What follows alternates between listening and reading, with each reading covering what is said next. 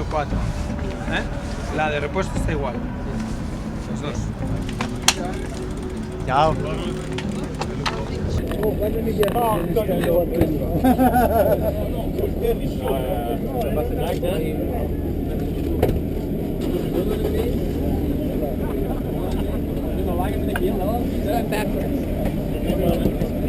Si rovescia il che?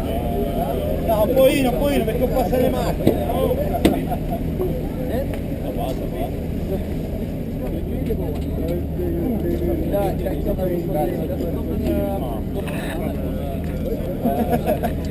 Oscar. Well looking. We zijn door kappen. Grab it then.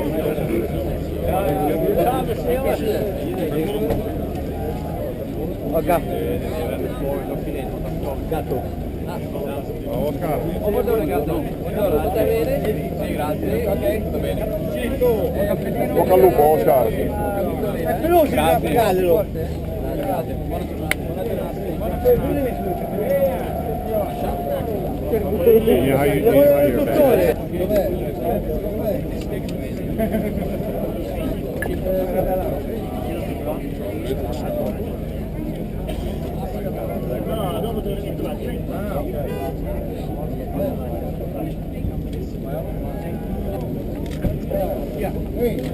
Dale.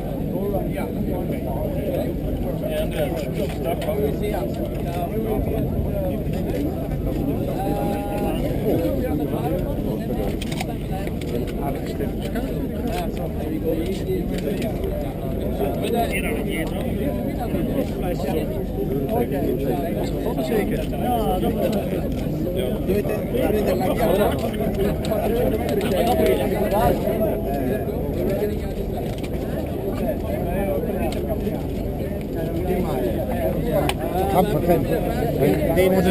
De route op weet ik niet wat je afgegeven dat de pauzes.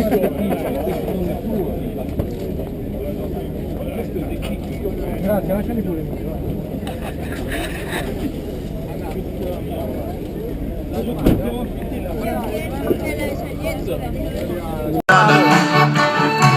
Men eet dit voedsel zonder schil.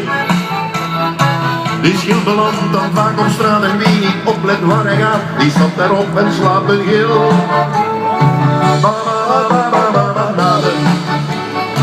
In hun familie zijn er meer, maar die genieten minder faam. En moeder Slee, dat is de naam. Ziezo, dat weet je ook alweer.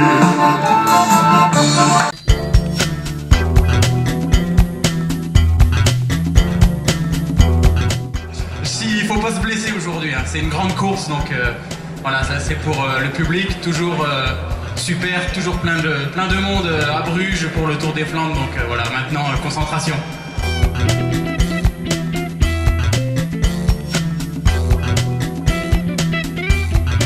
Una domanda davvero speciale. Che cosa hai mangiato stamattina? Wat heb je vanochtend gegeten? Come solito, pasta, panino con marmellata e niente particolare. Tanto pasta? Qualche chili? Non lo so, un piatto abbondante.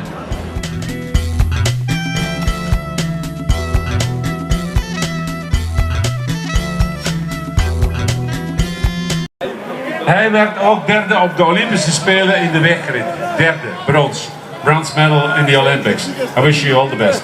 Thank you. Dames en heren, rechts voor u van het podium, niet op het podium, Belgisch kampioen, groot kandidaat winnaar Tom Bonen.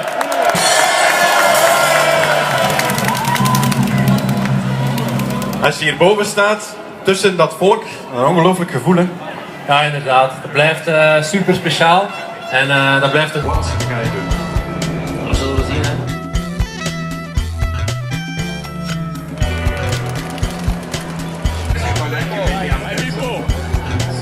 Jij moet alleen maar Sagan en Cancellara volgen. Ja, omdat zij er veel dat moeten doen en het probleem is het nog altijd doen. Die mannen er bovenuit steken en het is niet zo gemakkelijk om die te volgen. Ik ben met mijn goede been uit bed gestapt. Ja, dat is richtig. Das hast du gelernt heute Morgen.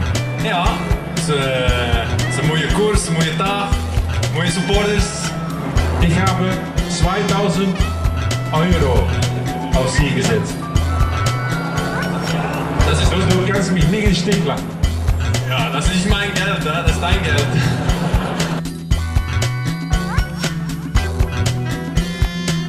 C'est lui qui a le secret d'ouvrir la course, n'est-ce pas?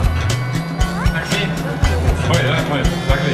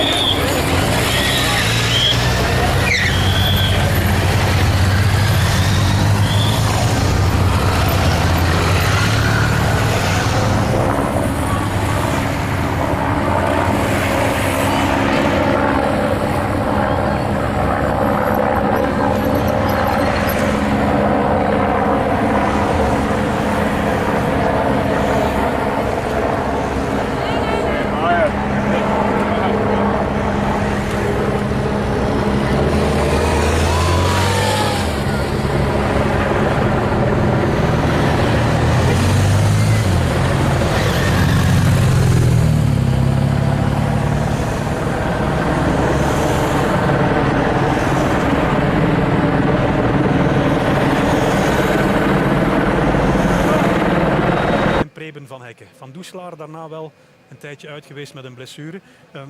Kan hij al de stap zetten om in dit soort klassiekers, ik zeg niet een finale te rijden, maar daar net onder te zitten? Natuurlijk, als hij ziek geweest is of blessure heeft gehad, is het niet evident om in deze wedstrijd tot diep in de finale mee te gaan. Maar ik vind wel dat hij een kerel is die zich enorm heeft herpakt. Bij Lotto geweest, dan toch een stapje terug moeten zetten naar topsport Vlaanderen, maar daar zich wel echt heeft herpakt en laten zien dat hij heel veel in zijn mars heeft. Hij was ook kwaad hè, dat ze hem maar 1 jaar de kans hebben gegeven. Want ik heb ook zowel iets van een neoprof, die pak je niet voor 1 jaar. Die moet je de tijd gunnen om te acclimatiseren, te wennen aan wat het leven van een profpeloton is. Terecht dat hij daardoor geprikkeld is. 1 jaar is niet lang. Cancellara rechts op kop.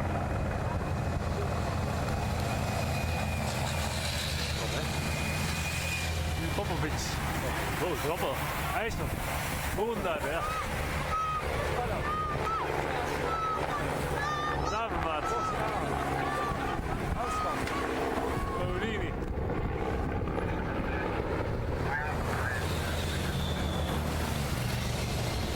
Wat goed?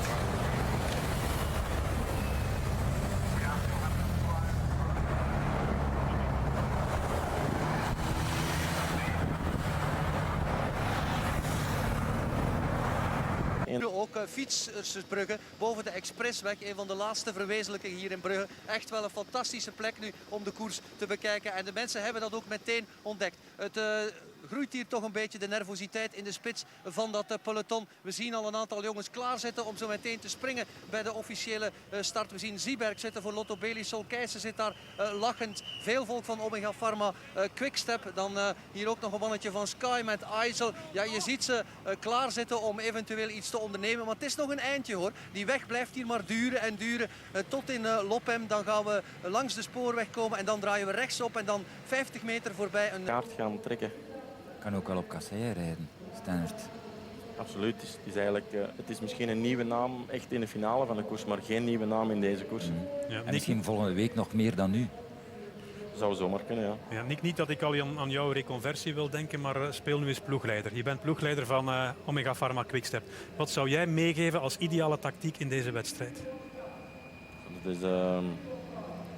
Dat is moeilijk. Of moet je daar iets langer over nadenken? Ik denk dat ik daar wel even alles rustig zou moeten bekijken, ja. Ja. Denk er eens over na, we hebben nog wel even. Hè. We kunnen misschien deze ochtenduitzending afsluiten met jouw tactiek voor Quickstep straks. Renaat op de motor. Ja, de drie leiders, ik geef de namen nog even mee. Dowsett, dan is het Dempster, nog een Brit voor net up en dan hebben we dus Clear. En dan in de achtervolging een duo dat er probeert naartoe te springen, maar dat voorlopig blijft hangen. Het gaat over Zieberg van Lotto Belisol en de man van Française des Jeux van FDJ is een Braziliaan begot, Murilo Fischer. Nou ja, Fischer die ook wel in zo'n ontsnapping kan meegaan, die ook snel is, maar daar gaat hij vandaag niet te veel op rekenen op die snelle benen. Want spurten voor de overwinning gaat Fischer niet doen. En dan zie je het inderdaad openwaaien daarachter en dan zegt Nick Nuijs spontaan, het ziet er goed uit voor die drie.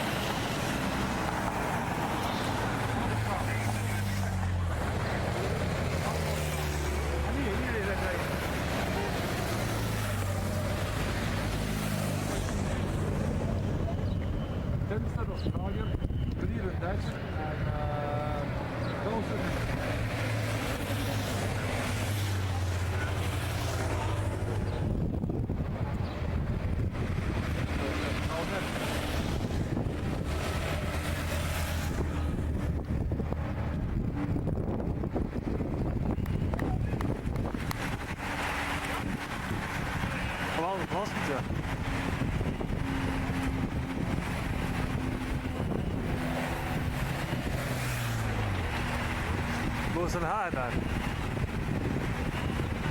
Clear.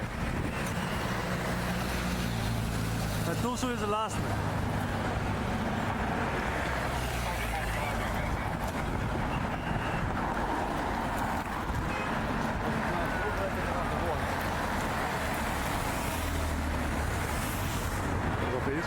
Pas op, hè?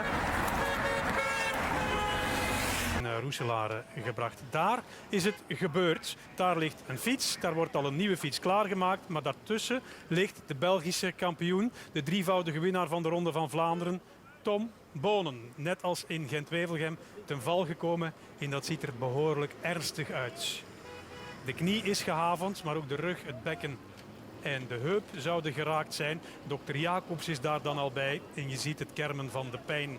Tom Bonen zal zichzelf niet opvolgen als winnaar van de Ronde van Vlaanderen. Dat is nu al duidelijk. Er waren twijfels over zijn paraatheid, maar pech haalt uiteindelijk zijn kansen weg om nog eens de Ronde van Vlaanderen te winnen.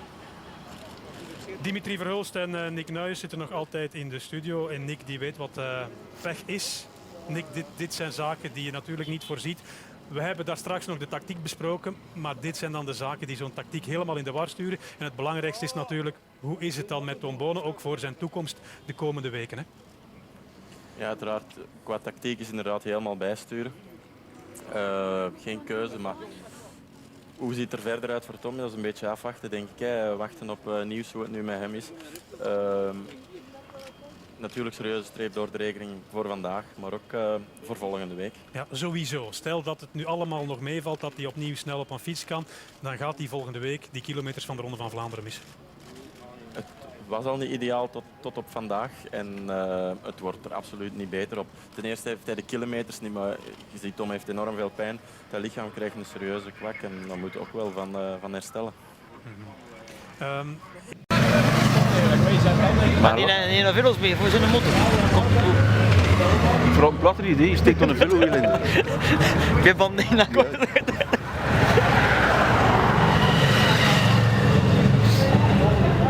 Die moet ik het tragen, André. Dat is goed. Gewoon even zetten. Nee, maar nog nooit wat.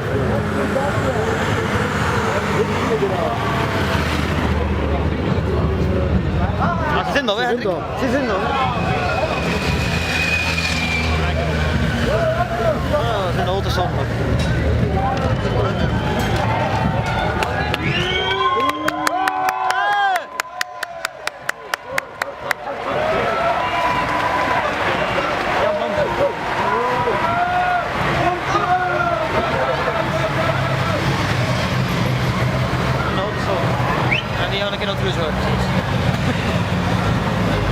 Gewoon de 123, maar de laatste 4 heb ik niet kunnen meet aan. Want er 4 of 5 worden, ik weet het niet. Hij komt er ook van die auto's misschien. Ik zou het toch wel hebben, mooi dat je... Ja, wel 4 minuten.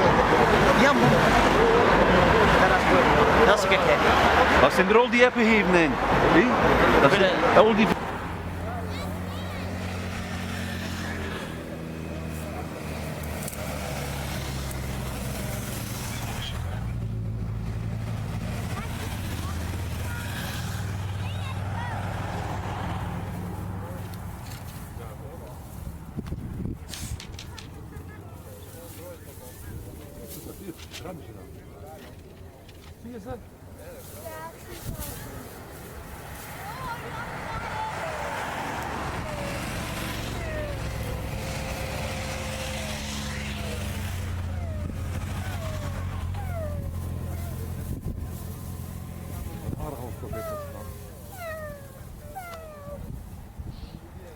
Hier, het kampioen van Spanje is er ook bij.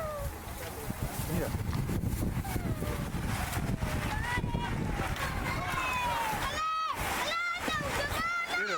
Flanders.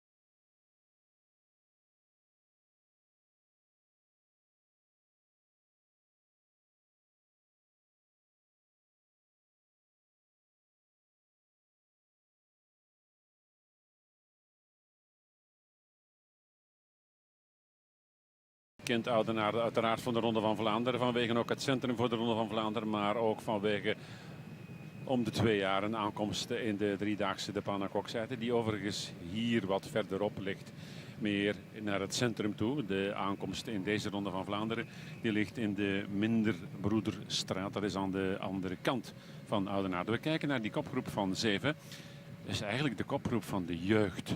Hier rijdt een groepje met mannetjes van tussen de 21 en de 24. Ik geef u graag de namen. We hebben voor Blanco Jetsebol, u ziet hem hier achteraan. We hebben voor Crelan Euphonie, die nu inschuift, Kevin Klaes, dat is een West-Vlaming. En dan gaan we door naar de man van Topsport Vlaanderen Baloise, Laurens de Vreese. De tweede van Parijs Tour. U ziet het, Oudenaarde wordt geafficheerd. Morkov is de enige wat oudere in het gezelschap. Michael Morkov van Saxo Tinkoff. Dan gaan we naar Jacob Reid van Garmin Sharp. Een van de allerjongste met zijn 21. Die rijdt hier nu helemaal achteraan. En dan hebben we Tosh van der Zande. U hoorde het daar net. Een van de geliefde jonge kerels in de piste. Maar ook in het peloton. Tosh van der Zande, vorig jaar winnaar van het bergklassement, zoals dat heet, in die driedaagse de Panna-Kokzijde. Dat is een paar jaar geleden, dat was de man. Is dat oké? Ja, het is oké. Gezondheid van de Ronde van Vlaanderen. Ja, het is inderdaad Bresje die hier teruggebracht wordt door een ploegmaker Perfect. De jongen die net zijn wiel afgegeven heeft, dat was Jurgens.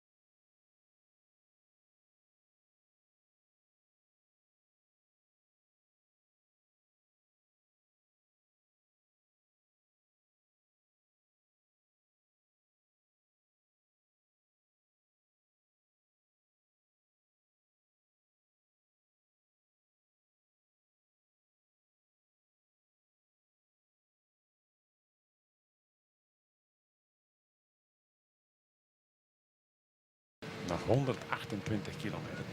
Toen Cancellara de Ronde van Vlaanderen won in 2010, toen had hij een gemiddelde hartslag van 144. Met een piek van 190. Dat wijst erop dat hij in die eerste 4 uur die hartslag vrij laag gehouden heeft. Hè. Renat? Ja, de Nederlander Bert-Jan Lindeman, die daarnet pech had, is snel aan het terugkeren naar het peloton. En de manier waarop hij dat doet, kan je zien dat hij eigenlijk goede benen heeft. Bert-Jan Lindeman is inderdaad al een tijd goed op de weg. Dat is het.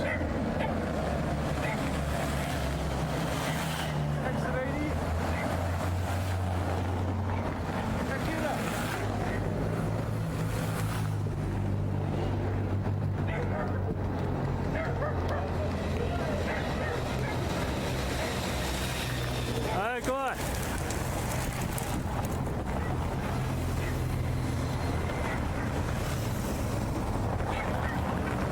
Wegblijven. Het is toch over en out. Naar het verschil in tred tussen Morkov en daar helemaal achteraan de man van Crelan. Dat is 4 tanden kleiner. Denk ik zo bij mezelf. Klaes was dat. Kevin Klaes uit Houthulst. En Cousin maar geven. Jongens, jongens, jongens. Ze zijn hun eigen boel aan het uitdunnen. Waar leidt dit toe? Ik zie Turgot overigens niet hier bij de eerste mannen zitten. En dat is ook een costo, hè? Ja, maar toch. Dit is, hebben we toch nog zelden gezien, zeker van een Franse ploeg. Hè? Oh, ik refereer naar de ronde van 2011. Toen hadden wij de indruk van die reis kapot, maar die bleven dat dag na dag doen. Die bleven dat er inderdaad dag na dag doen. Terwijl we de terugkeer zien van Bert-Jan Lindenberg. Een probleempje voor Hushoft. Dat is Hushoft, ja. Op links. Daar geloof ik persoonlijk niet zozeer meer in. Nee. Heeft ook nog nooit echt een grote uitslag in de Ronde van Vlaanderen gereden. Eerder in Parijs-Roubaix. Dus, hier zal hij ergens in de kant gesukkeld zijn, denk ik. Jepla, voilà. Komt hier kilometers doen. Laten we dat veronderstellen met het oog op Parijs-Roubaix. Dus even kijken of alles nog goed draait. Ja. En dan moet je opletten en je plaats weer zoeken.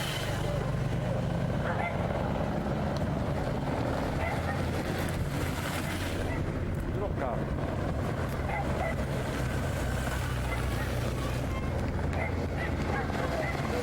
Zo vriend als ik.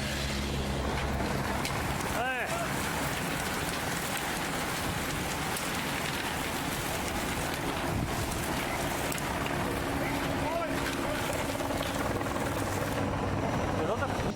Daar rijdt hij op een beter bereidbaar stukje, namelijk het gootje dat ook in keitjes gelegd is. Er legt hij hier. Kijk, dit is de Ronde van Vlaanderen van achteruit. Een blinde duik in het stuifzand. Hier is Hushoft, maar daar is er nat. Ja, intussen bij de wagen de Oostenrijker Marco Haller, goede vriend van Barbet. Hij wordt gedepaneerd. Ze zitten daar aan het prutsen, aan de achterkant aan zijn zadel. En het zijn hectische omstandigheden hier op de stenen van...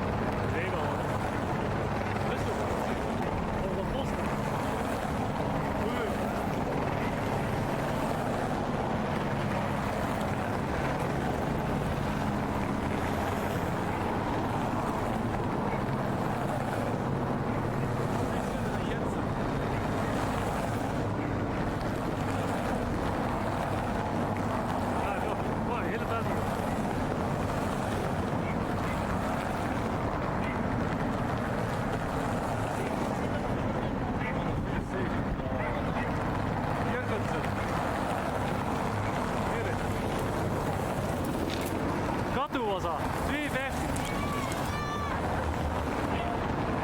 En 2 van de Tiffy.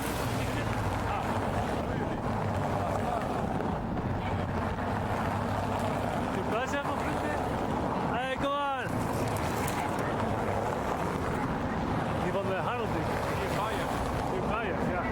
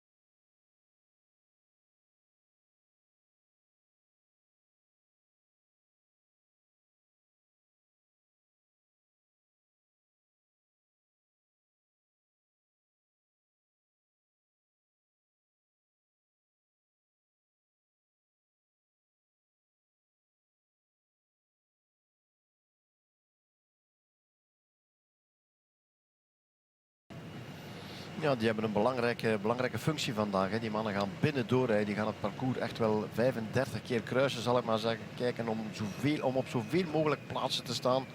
Om dan toch misschien 1 keer vandaag van dienst. Nu pas inschakelen en nog niks van de nieuwsberichten gehoord. De betonbonen is gevallen na 19 kilometer.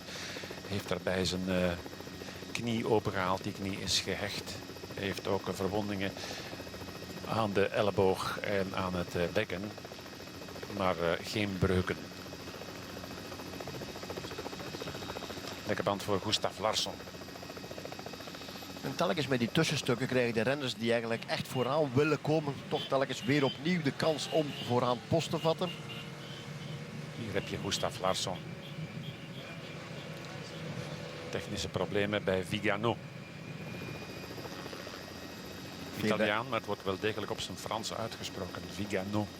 Veel renners onderweg vandaag met een tubus met een diameter van 25 mm. Dus een iets bredere profiel, een iets breder tube.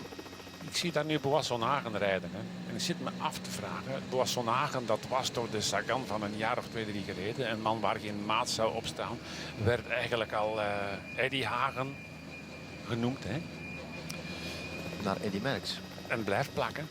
Blijft inderdaad een klein beetje staan. Ja, maar is dan een man die wel in de Tour de France een paar ritten gaat winnen of telkens meedoet en zo. Maar inderdaad, die grote doorbraak is er voorlopig niet gekomen. Hij heeft een fantastische rol vertolkt als meesterhelper in de Ronde van Vlaanderen.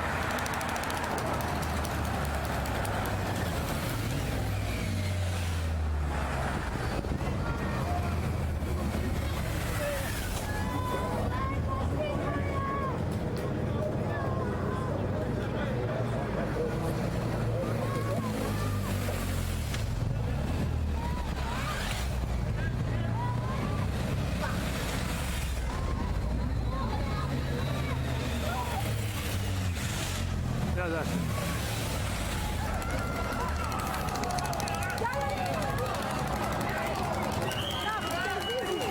Hey, kom. Gebeurt daar met Klaes? Ja, die gaat een klein beetje de verkeerde kant.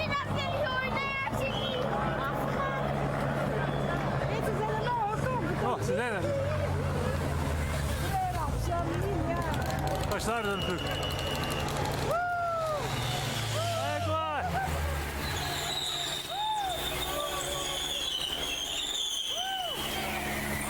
Daar.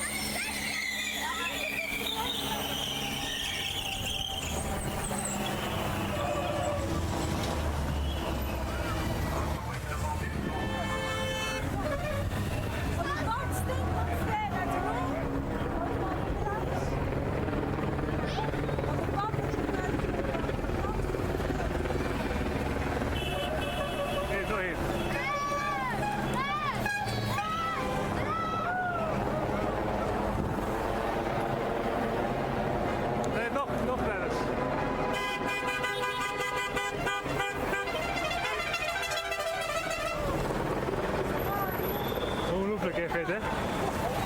Dit is nog, we gaan naar de auto.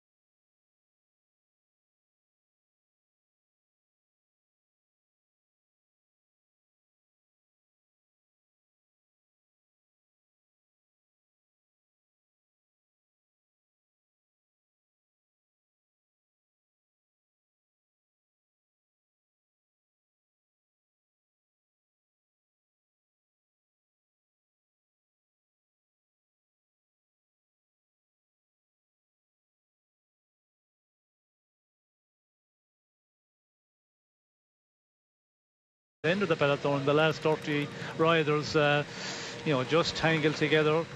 Some riders probably, you know, trying to get a bit of food down, trying to get something to drink, and you know, a bit close together, you know, bumped together, and down they go. And with the roads here, with so many riders, you know, it's always the case that you're going to have a number of riders who are going to bite the tarmac at them.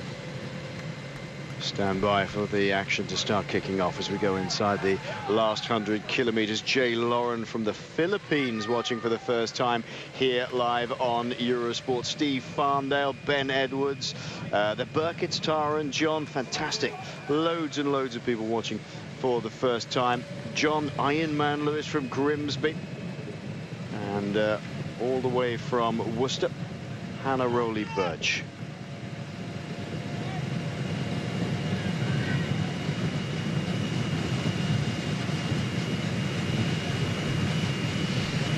There's a lot of people trying. I've got a feeling, Sean, that this race, as it develops, quite different to the Tour of Flanders as it has been, say, 3-4 years ago, where we have these big breaks going away. A lot of people feel they have some sort of chance today to make have some sort of impact on the race.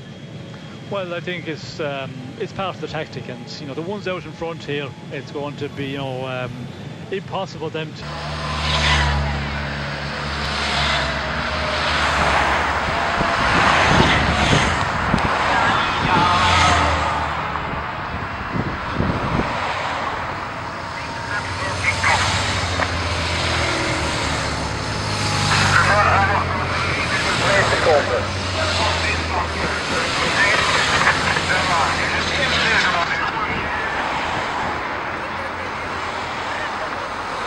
At this rate, because they've been out there for a long time already, and still with 95 k's to go, as we see another rider making a bike change here. Plancart, it's going to be impossible for those guys up front at the moment to stay up there, but it's a tactic, and it's, you know, just make the race difficult for the other riders that they feel can do something in the.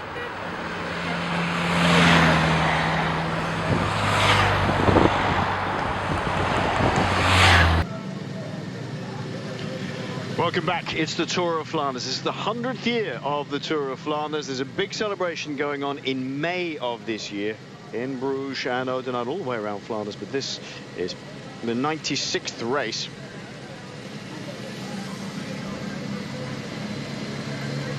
.32 back from the lead group with Chalingi, Greipel, Zeeberg. All those guys have got 32 seconds of advantage over the O'Grady counter-attacking.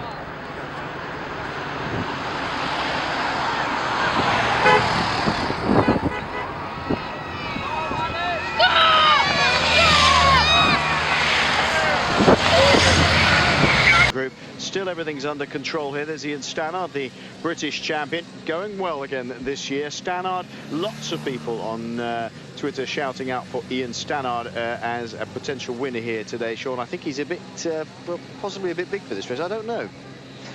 Doesn't strike me. I would think Roubaix is more his race than this. Well, I'd not be surprised if we see him in the final. You know, it was amazing in Milan-San Remo on the Poggio how aggressive he was. And you know, when you can do that at an end of a Milan-San Remo, I think he could be up here today in the end of this one, because he is on an unbelievable run of form. Also, he's, you know, in exceptional form the last number of weeks.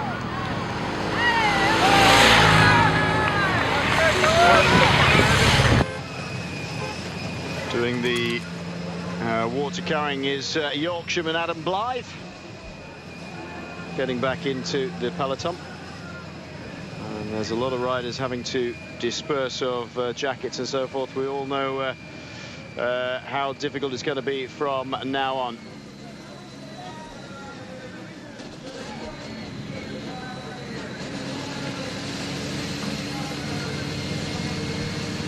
.92k to go, and still a lot of riders, well, they're trying to fuel up while they can, Sean, because they know that from now on, really, the climbs are going to come thick and fast. Well, it's important that, you know, continue on eating regularly.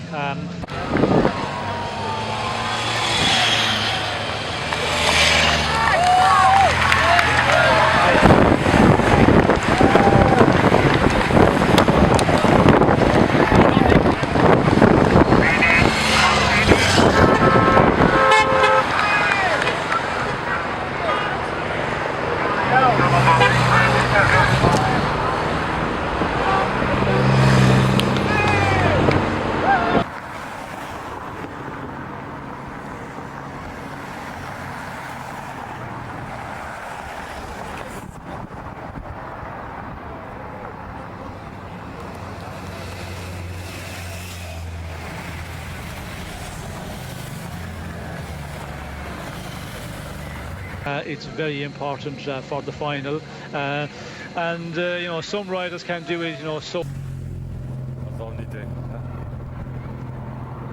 Ah, het zijn er maar 2. Ah, ja. Kijk gedaan. Ja.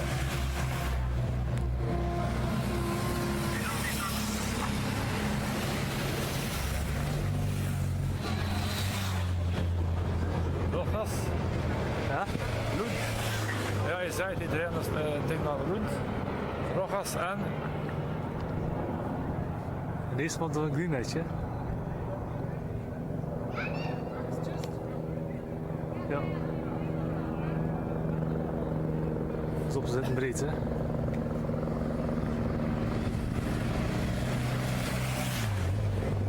Dus dat was onze kant, hè, papa? We zijn hier, hè.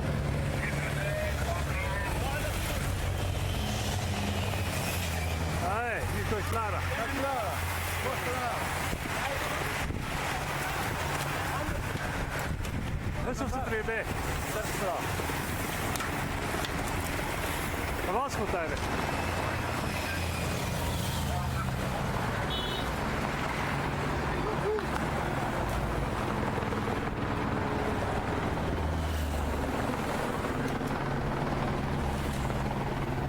Hier, Clara. En dan ziet.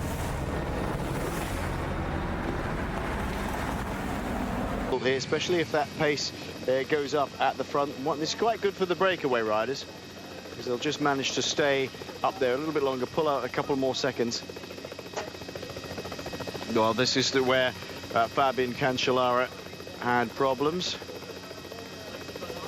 in the feed zones last year. You're not going to make that mistake again, Sean. We did say last year that Fabian Cancellara, a brilliant rider that he is, and a fantastic bike handler, he almost has a nonchalance sometimes when he goes through these things, because he can handle his bike so well. When he gets caught out big style. Well, you know, the big riders, they can be so relaxed, and, you know, at a point when there's a lot of riders really nervous, as you get into the final 50 kilometers of the race, going through the feed station as well, there'd be a lot of riders, you know, who would not be comfortable doing that. But some riders, they just go through the feed station totally relaxed. And I think that was Cancellara's problem last year, maybe a little bit relaxed.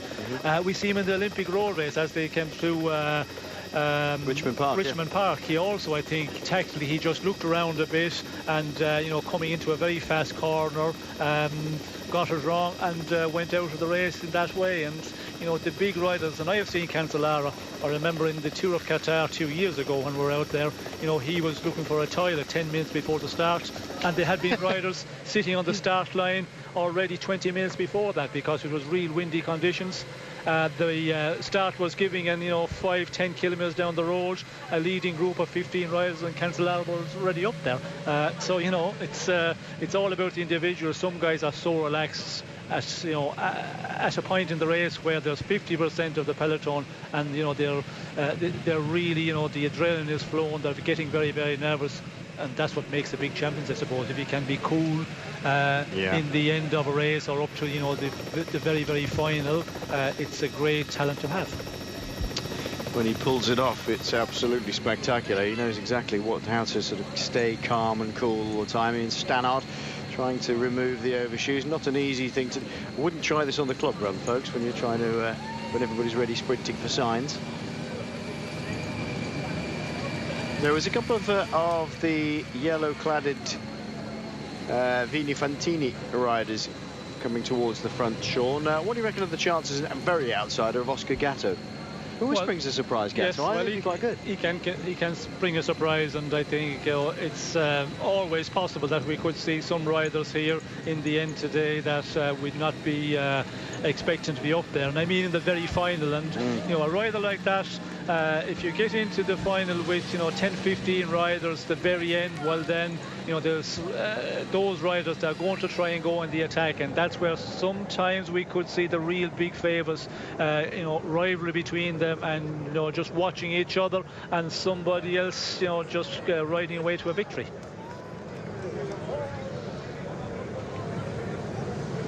Andre Greipel just stopping pedalling there for a second, wondering what's going on. They're working quite well together. at the moment. 2 men from Blanco, Martin Talingi and Jurt Sabor. 2 men from Lotto Belisol here in here. And Marcel Zieberg at the front and Andre Greipel in the middle. Michael Kwiatkowski, the rider from Omega Pharma Quickstep, just about to do his turn on the front. And still hanging in there for Top Sport Vlaanderen, Laurens de Vries.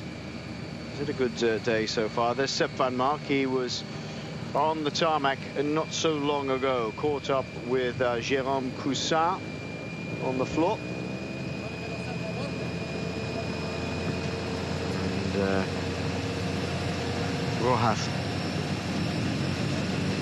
moves the back as well here. Amador of the... I was surprised to see Amador in there. Rohath is in the middle of the group there. He tried to make it an early attack. A lot of chatting going on. 1 man from Cannondale adding to 2 men from Radio Shack, keeping the pace as they wish. Bernie Eisel is sitting up towards the front for Sky. Edvald Bosenhagen, first time we've seen him, Sean, not very far back here, 4, 5, 6 back in his Norwegian jersey. Yes, and that's where you need to be. I think, you know, up to this moment we don't have to see the big favourites, and that's been the case for a lot of them. There's, you know, just 85 kilometers remaining. 140 is the break. The feed station slowed the peloton down just a little, taking it easy, allowed these men to go through, pull out another 30-odd seconds or so, which is fine. They're working well together. 2 from Blanco, 2 from Lotto Belisol, 1 from Top Sport Vlaanderen, and 1 from Quickstep. So they're quite pleased, I would think. Quickstep, they've got a strong man in here. It means other teams have got to chase, as have Blanco. And Blanco have got 2 men in here, and Lotto Belisol have got 2. Less of a threat, I would think, than Michael Kwiatkowski. The Belisol man on form at the moment, Jürgen Roelands. Blanco, well, I presume they must be riding for Lars Bohm here. The Quickstep squad will be all behind Sylvain Chavanel now, because their man for the overall here today, Tom Bonen, out within the first 20 kilometers, taking a nasty fall and no longer in the race. Who would have expected that? It's one of those very cruel sports like that, Sean, isn't it? As you know yourself, that you can be the best prepared that you've ever been, and it'll just take one tiny lapse of concentration or a mistake by somebody else, and that's the end of your day. Well, yes, that is bike racing. You know, you're open to, you know, having something like that at any time, any place, and you know, we did not really see what happened with Tom Bonen, but it was rolling along at, you know, a normal pace, and he seemed to, you know, have touched a wheel or maybe just went off the side of the road, fell very heavily. And normally, you know, you can fall over like that and just get up and, you know, have nothing, but you know, he was suffering. He was very sore for a long time, but the good news is that he hasn't broken it for the moment. We'll have to wait a bit further and see if that's exactly the situation. As we can see, Sagan here, you know, coming back to the tail end of the peloton, and a number of teammates around him at the moment. We're getting to the point now, because we're coming to the Eau de Quermont. Yeah, the Eau de Quermont, and that's going to be a selection once again. So Sagan will have to just, you know, start making his way to the front of the bunch, because you have to be in the top 30 going on to the Quermont. Sagan is in your picture here. He is in the lime green of Cannondale, but with the white and blue and red stripes, vertical stripes down the back of his Slovakian champions, or former Slovakian champions jersey there. Maxim Miglinski from Astana in the light blue, getting around the front as fast as he can. Really not wanting to be caught out. And a lot of riders are in the wrong position here. You need to get up to the front and stay there. Sagan was certainly one of them. He's got to get up the front and keep out of the way. His bike handling skills are very good, but he doesn't want to be caught out. So by Chavanel on the far left-hand side of your screen, Danilo Hondo and Bernard Eisel having a bit of a chat together here. But there's Chavanel on the bike path. A little bit in the wrong place here. He's got to get back in. The Cannondale boys are looking over their shoulder to see where their team leader, Peter Sagan, is. He's right down the back of the right-hand side of your screen, on the back end of the peloton. And the Old Quermont's going to be one of those areas where they maybe test some legs. I don't think there's going to be a real attack at this point. Well, there may be. You never know. We haven't seen Filippo Pozzato up towards the front at all yet, Sean. He's just hiding away. You'll be able to see him in the pink jersey this year of Lampre. The second last year. And Sky keen to keep riders up towards the front as well. Eisel knows his way around this race pretty well. There's Hayden Ralston in the black helmet for Radio Shack behind Danilo Hondo of Radio Shack. Then Galopin. In the middle, Iglinski looking around in the sky blue of Astana, wondering where everybody is. Ishaev clearly didn't have a problem too long with his front tyre, because he's back on the front doing the driving here for Katusha. Katusha have a very good outside bet in Luca Paolini. I'm going to stick my neck out and put some imaginary money on Paolini being on the top 3 today. That's a one for me. We haven't seen anything of the Vacances Soleil team either, Sean, so far. Björn Lurkemans, if he's in good shape, is a man for today. Certainly can ride Paris-Roubaix as well, but likes this race too. Yes, he has, you know, the qualities to do well here. The form at the moment, not as good as it has been in the past a number of years ago. But again, I think he should be very much in the final here, and it depends on what happened now the first time on the Quermont. If there's going to be, you know, a big battle, or will they just ride over and then allow a lot of the riders to come back in again? And in that case, I'm talking about 50+ riders. If that is the tactic, well, then there will be a lot of those riders as Lukemans, and there's so many of the riders will be up there. And it just depends on what way the teams, you know, will take it. Will they just really up the pace on the Eau de Quermont and continue on from there, because you have got to continue on, otherwise there will be a lot of riders will start coming back into the main bunch again. Riders trying to get some respite on the right-hand side of the road and get up towards the front. They're getting on that bike path on the right-hand side. They've got to come back in again now. 2 from Blanco there. The news in from the women's Ronde van Vlaanderen. The 10th year of the Women's Tour of Flanders has been won by none other than Marianne Vos. It's the first time she's won. It's the first really big race of these sort of the first really big monument type race that there's only one big race that Marianne Vos has not won. So congratulations to Emma Johansson on the podium again. She's been on the podium in every race so far this season.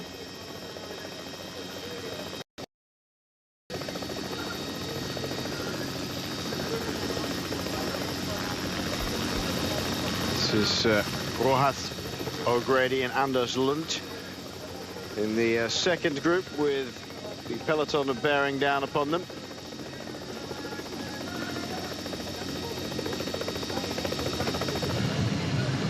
And Vacances Soleil now at the front for the first time, which is good to see. So this is Fletcher. Just behind Hayden Ralston. They're speeding it up, 74 kilometers. They will arrive at the Eau de Quermont. This is where everybody will start to show their hand as to who has the legs and who doesn't. As they enter the Eau de Quermont, whoa, a few riders just having to get it all together. But the big man who won't be showing himself at the front here, as he did last year, was Tom Bonen. Look at what on the right-hand side of the outboxer there. Tom Bonen crashing 20 kilometers into the race today. Hip contusions, right knee with a couple of stitches in, as I understand, and just generally battered. And the man who wanted to make it 4 wins in the Tour of Flanders won't be able to do it this year. Spectacular season last year, but this year he's had nothing but trouble so far. Meanwhile, our breakaway men are on the Eau de Quermont, as are the peloton. Now they've just turned in. Bonen just could not get up. He tried standing, couldn't do it. Had to get back down again, so there was no way he's going to be able to ride. Doesn't look good for Paris-Roubaix either, does it? Not his year. Brilliant year last year, not his.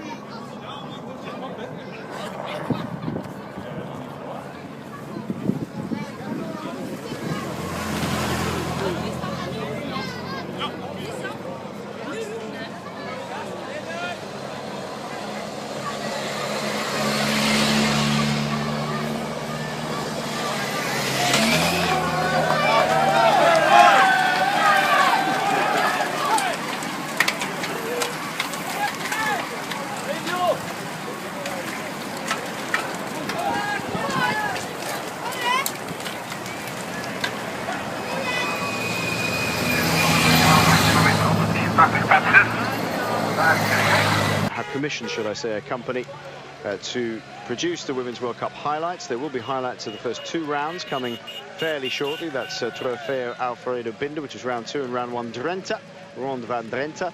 The Tour of Flanders is round 3. There's also news highlights every week after the races. So if you look on the UCI YouTube website, after the, well, some of them towards the end of this evening, you'll see the uploaded news footage package with a few interviews and so forth from the women's race. And there's features packages coming up as well throughout the year, again on the UCI YouTube channel. So a lot more being done for women's racing this year. Meanwhile, back to the men's Ronde van Vlaanderen, and they're on the cobbled section of the Oude Quermont. Halfway up, pretty much, it stops being tarmacked. And this is a nasty one, Sean, because it's a long one. Yes, well, 2.2 kilometres, you know, the cobble sections are difficult.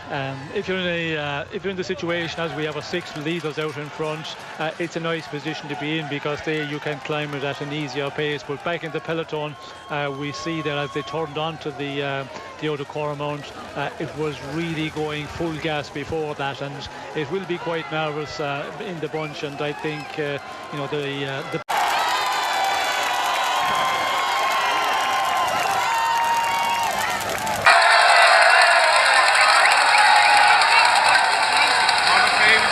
will climb it much faster than this group, and as we can see, this advantage is coming down very quickly. Some riders trying to come across. Alfredo.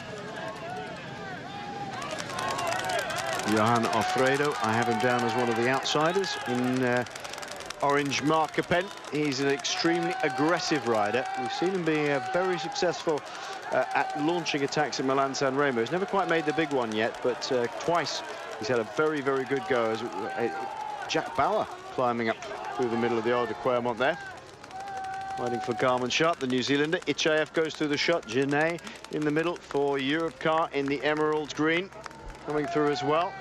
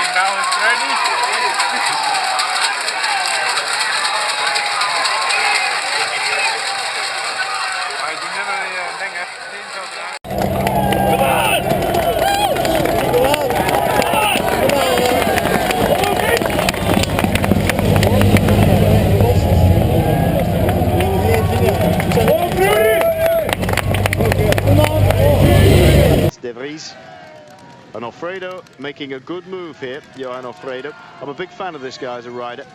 Stupid mistake that he made in his whereabouts. It seems to be a thing that 2 or 3 or 4 Frenchmen have done recently, and there's no excuse for it. They've got to wise up the whereabouts for testers, and he had to serve some time for that, Johan Alfredo. No, there was no positive test return, but he wasn't there when they came to test. He'd been doing something else. Same happened to Sebastian Turgot, actually, although he was moving house and giving them a different address, and they went to the old one. So they've got to be a bit more on the ball, but Alfredo is a very talented and very aggressive rider, Sean.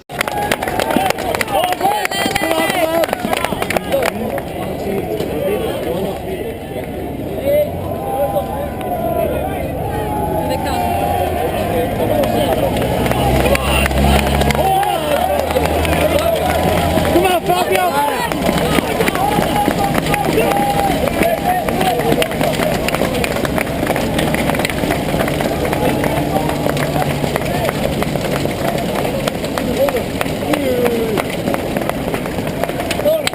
Come on!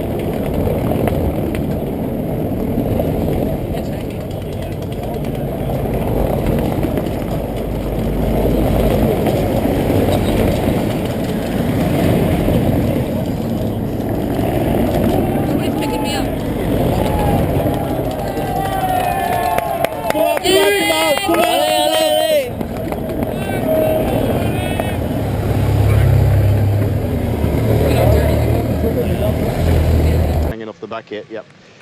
Rolt not being able to stay with them, and they're just rolling around now here, Sean. They're not making any impact whatsoever, and I don't think they want to go any further because they know the peloton is coming streaming down off the old Quamont towards them, and didn't really see anybody being super aggressive on the old Quamont like we did last year at the first time around, just to show that they've got the legs.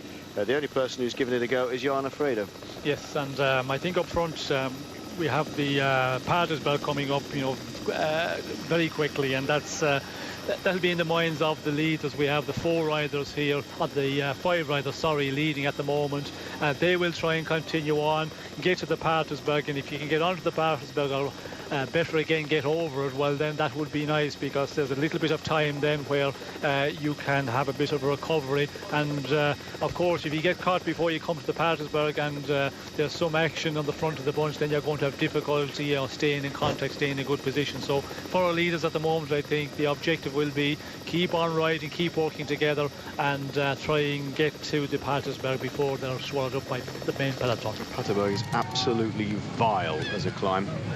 If you've ever done it, either just for fun or you've been in the sportive, or the first time I did it I was with a group of extremely motivated ex-riders, journalists and so forth, a lot of them very, very fit indeed, and we came running down into it. It's another 90-degree bend to get into it, and it's like an absolute wall. It's one of the better surfaced climbs here. It's not like the Koppenberg, for example, which is a bit lumpy, or was. They've done a lot with it, but the Patersberg is an absolutely vile climb.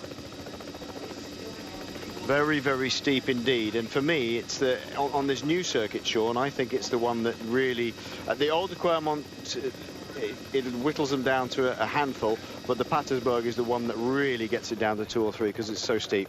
Yes, well, it is steep, and you know, to get into the Patersberg in good position, it's very important. If there is a problem in the peloton where a rider has a problem, well then, you know, the whole thing is going to come to a standstill, and that's a situation you don't want to be in. And we can see here, you know, there's just a number of teams.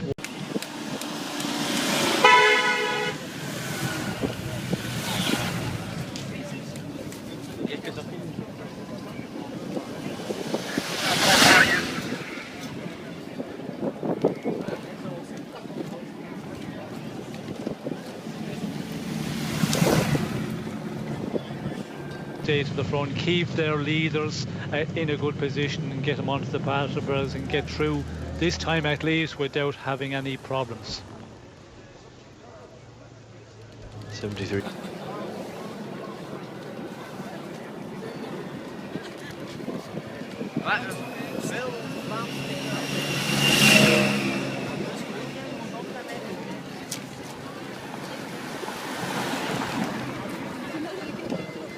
Here we go, right-hand turn into the Patersberg. Just watch this.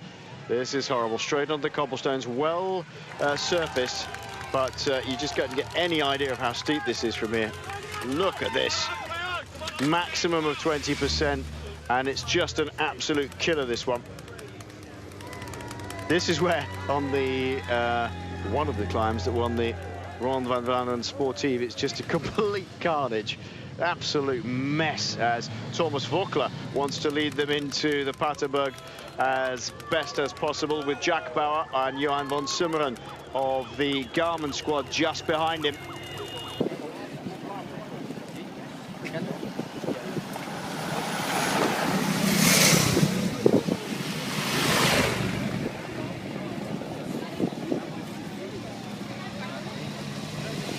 Out of the way, they can grind to an absolute halt. You will see some riders who are beginning to suffer.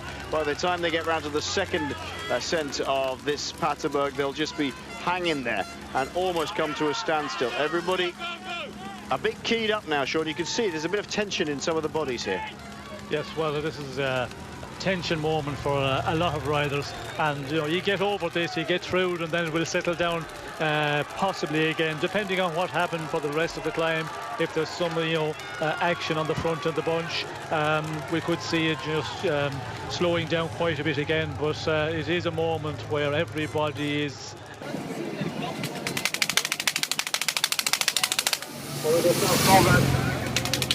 a little bit, you know, taking attention, and you have to do that, and some riders that bit more than others, and it's you know, it's looking pretty relaxed as they turn into the climb, because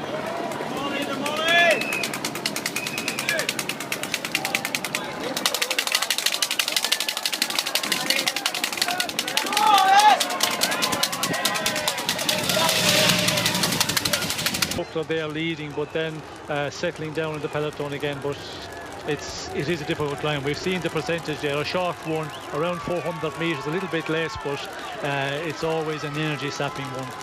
On the Tour of Flanders, when you were riding, Sean, obviously there's some climbs that aren't in this edition of the Tour of Flanders that you would have done. Which was the hardest for you? Well, I think, you know, every year difficult climbs.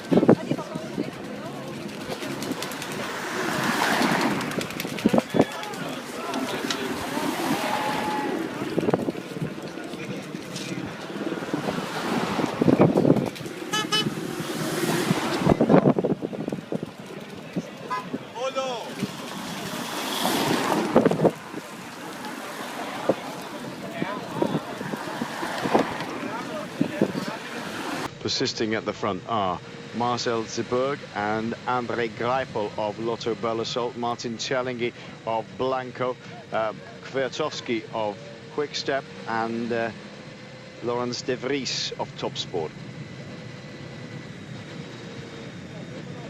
Topsport used to be all black and white with a yellow roundel in the middle. It's now all blue and white with a yellow roundel in the middle. There it is in front of you. Yeah, he's having a good race, Laurens de Vries. Sean, he's been in this break all the way from the time it went. Yes, he's having a good race, and you know, for a rider like de Vries to be up here, I think you know, the team will be happy with his performance today.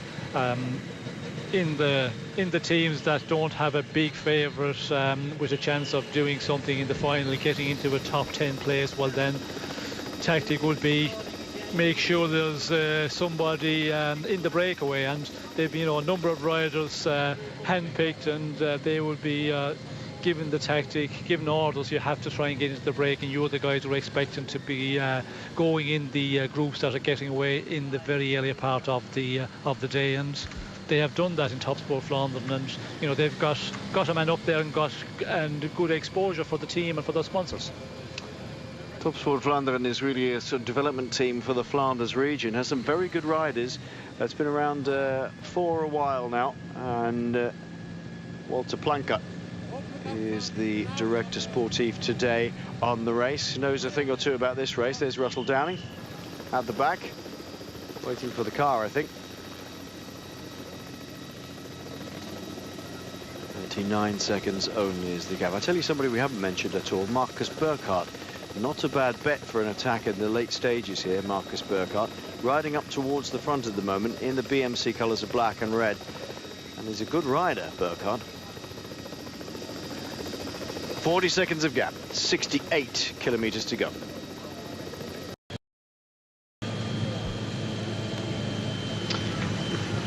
Just a little bit of a nerf into the ditch for Maxim Iglinski. No real problems. Straight into the back of the peloton, but shows he possibly shouldn't be in the back. Iglinski, winner of Liège-Bastogne-Liège. But that's where he was. Just got a little bit of a touch and a tumble onto the grass. Could have gone a lot further, of course, down the ditch, but he didn't. And Iglinski will count himself lucky that he didn't get any further down. Seems to have just settled down a little bit now, Sean, as the gap is now at 50 seconds. Yes, it's, I think it's the calm before the storm now. We're coming, of course, to the Koppenberg, which is 64 kilometers to the finish. So they feel that, first of all, the breakaway out front, 53 seconds of advantage, they're not too concerned about that. I think the teams, they feel they can close that down without any problem. But it will start to get a little bit nervous again, because the Koppenberg, it's again, you know, position, and there's so many riders want to get into that top 30 positions in the peloton, and that means the pace.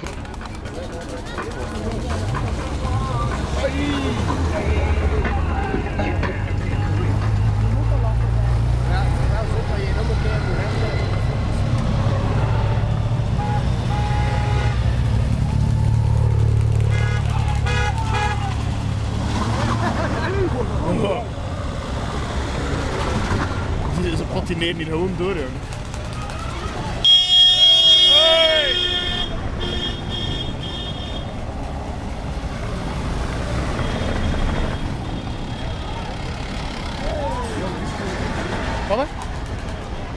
And other races in this area, it's not just the Tour of Flanders that use these bergs, of course. Lots and lots of races in this area use them, but it's most famous for this one. There's a magnificent piece of archive footage of Roger de Vlamingh and Eddy Merckx. De Vlamingh, the gypsy, the great rival of Merckx in the classics, riding shoulder to shoulder up the Koppenberg ahead of everybody else, just giving it absolutely everything. Just to psych each other out more than anything else in the wet. It has been the stamping ground of so many great riders and attackers on the Koppenberg, but things do go wrong there. Anything ever go really wrong for you on the Koppenberg, Sean? Many times. I think I cycled up the Koppenberg, made it up on the bike 3 times during my career, so there was a lot of wrong points. Yeah, there's a lot of riders still have to get off and walk, especially when it gets wet, of course. It's absolutely dreadful. They have relaid the cobble sets over the last 3 or 4 years, and it's a little bit smoother than it was, but it's dreadful in the wet, this one.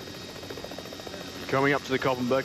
Remember, if you want to come over here and ride these roads, you can. It's like everything else. There is a sportive, but you know, you don't have to go and pay your money to do a sportive. Why don't you just come over with your mates, get a couple of bikes in the car, and get out and ride them? That's all you need. A map, go to the Centrum Ronde van Vlaanderen in Oudenaarde, maybe stay.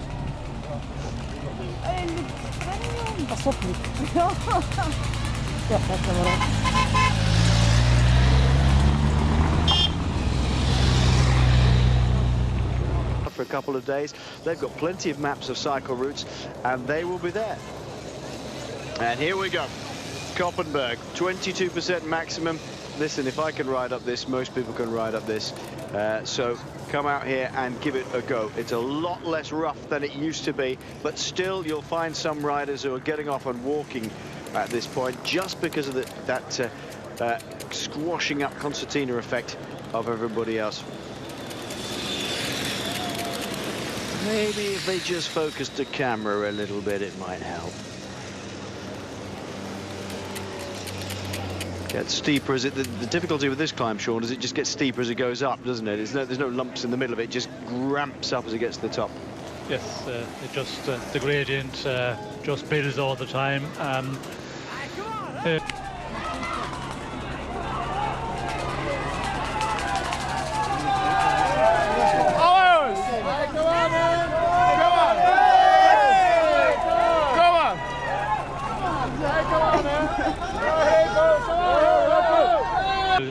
quite a lot of room here to make it up, but back in peloton, even under dry conditions, you can always have problems, and we will see, the main bunch will really make a sprint into the bottom of this one for to keep position, and all riders, will want to be there again in the top 20-25 riders. Here we go. Aerial shot of them. They want to be there in the front. Not the great stamping ground perhaps it was for the gladiatorial battles with this new loop at the end, which is really where the selection is made now. Jeff Smith from France keeps asking the same question about, we saw Mathieu Ladegnu a little bit earlier on.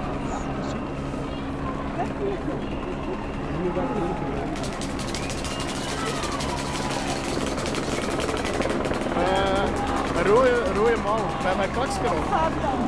Ja, ze zijn hier nou, Buren mij.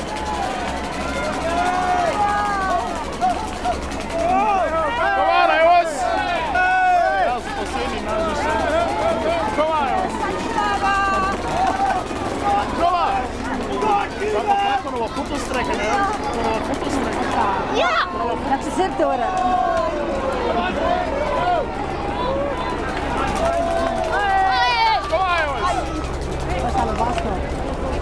That group, and it's all about as well experience and to be able to feel where you need to be, not maybe too much at the front of the group, but still you have to be in a position on this very difficult time of the Koppenberg where you feel that the riders in front of you are going to make it all the way. Yep, Lars Bohm up safely, Geraint Thomas up safely, Stein Vandenberg's just got up nice and safely. Tozzato, we can see Rohat coming over the top. Zwaar met de voeten. Wat goed hè? Zeg goed zeggen. Kom maar jongens. Allee. Maar jongens. Allemaal op de voeten. Maar jongens. Allee jong. Allee!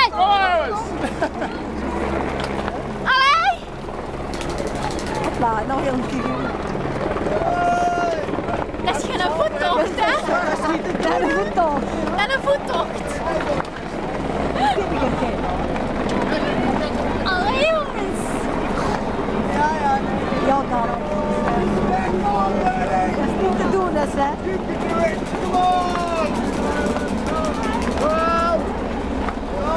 Ik kan niet opstaan, dat is niet goed, hè? Allee, jongens!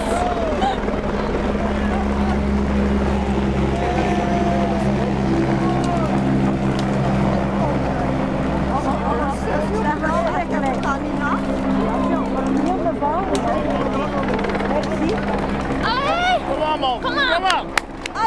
Allee, jongens! Kom aan!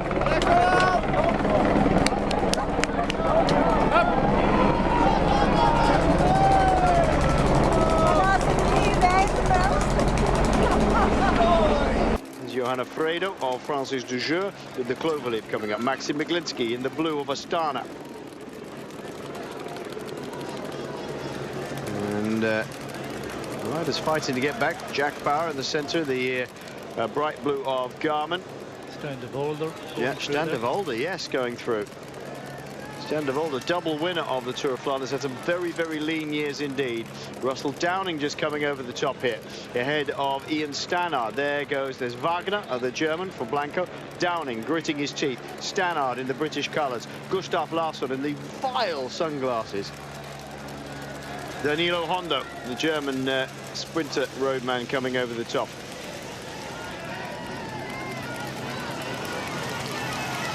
There's Nicky Terpstra on the left-hand side in the Dutch champions jersey. Bernard Eisel just sitting nice and comfortably, relaxed. He's always relaxed, is Bernie. For Sky over the top. And these are now the tail enders. Anybody really got caught out that we haven't seen yet so far? There's Yet Sibol on the left-hand side, been in the breakaway all day today. There's Stuart O'Grady, comes through. Johan Genet and Vincent Jérôme of Europe Car. Gert Steegmans. I'm not surprised.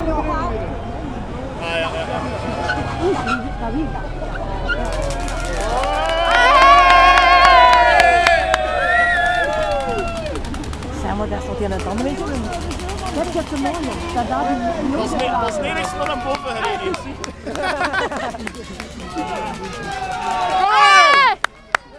Is dat niet eens wat hij kunnen is? Kom aan. Vertovsky, Chilingi, Greipel and Zeeberg still out ahead, along with the final man in the breakaway, who is Laurens de Vries. They keep forgetting to put Laurens de Vries up there. Maybe they don't know who he is. Maybe they don't think he's worth it, which is a bit unfair. They work well together. They didn't have any problems, of course, because they can just keep going. 63 kilometers to go. The Koppenberg is now over, Sean, and now it's really going to start, I think. They're going to start positioning themselves ready for the final. Yes, that would be the normal the tactic, but again, you never know, and you always have to be so much careful that, you know, you're in a position to rectify a situation if a team decides to take it up.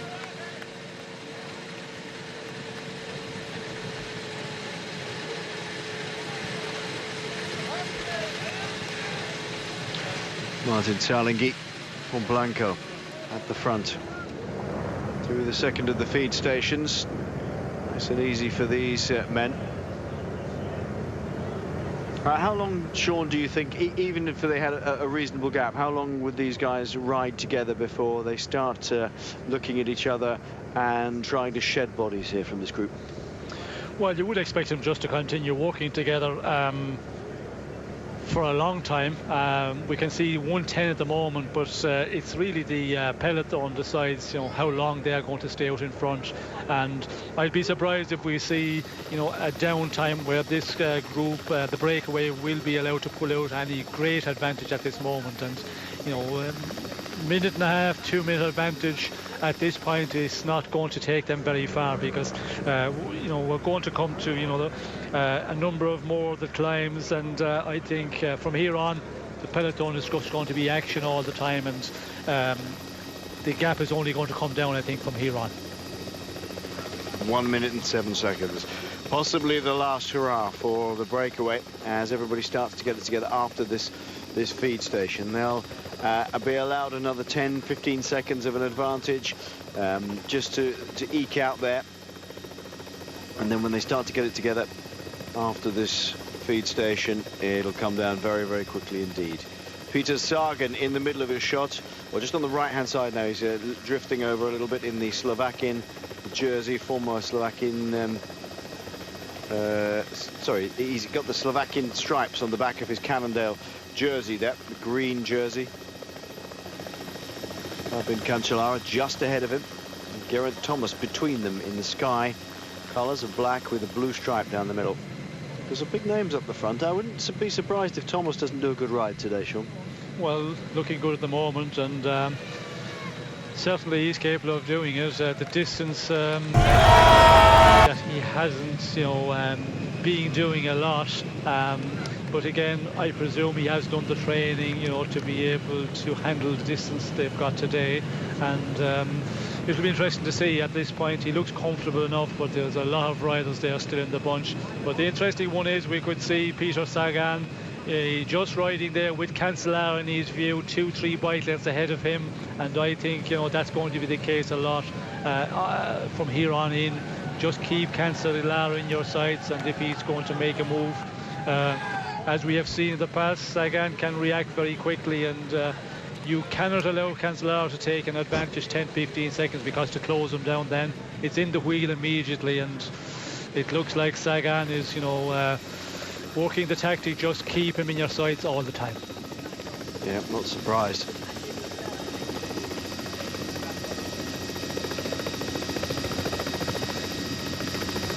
The group is getting fairly whittled down now, because the Koppenberg has shed a few bodies. Well, a bit of a counter-attack now.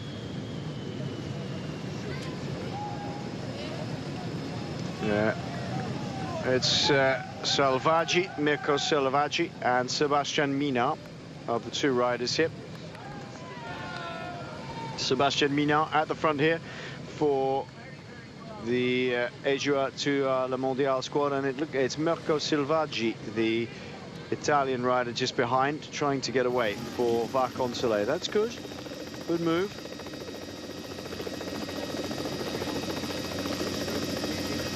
It's Hayden Ralston in the black helmet, in second in that little line of Radio Shack riders, just controlling the pace. They've done a good job so far controlling things. Radio Shack for Fabian Cancellara. He and Peter Sagan are the overwhelming favourites. It's meant that really the Cannondale squad haven't had to do an awful lot of work so far, Sean. No, haven't had to do any work really. We did see one Cannondale rider. He was there with the riders from Radio Shack when they were closing that.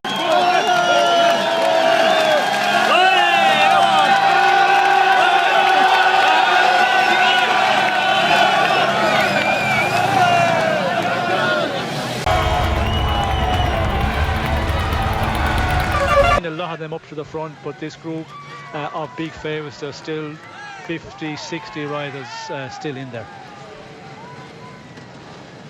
Under the 60 kilometre to go mark, with the silver helmet of Marcel Zeeberg. Hayden Ralston of Radio Shack, the big New Zealander on the front here. Ralston very strong as an ox, this man, really pushing hard. I think it's Cancellara we'll find behind.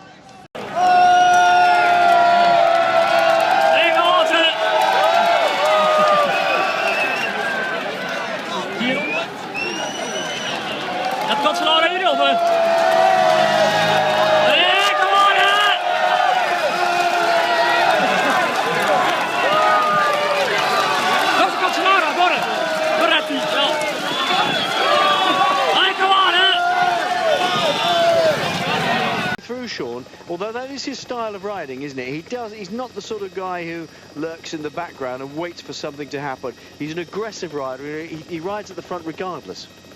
Yes, he does. He shows his form, a bit too much, and he has been up there a lot today. And the team also, they have been, very much to the fore, pulling the bunch along and getting Vogler in a position as we went on to some of the important climbs in a good position. And Vogler is still up there, and I think he's the one that we could see in the final. We should see in the final. I think his form is pretty good. Is he doing too much riding? Maybe a bit too close to the front. You can see at the moment he's up there in third position. Not really the place to be if you want to conserve energy as much as possible. You need to be back there in 10th, 15th position and getting real good drafting and get pulled along by the riders who are leading the bunch. Are you going to tell him that, or am I? I don't think he's ever going to do that. I think it's too late. It's too late in the day, I think, for Tommy Vogler. Well, it's not. At least it's not wet here.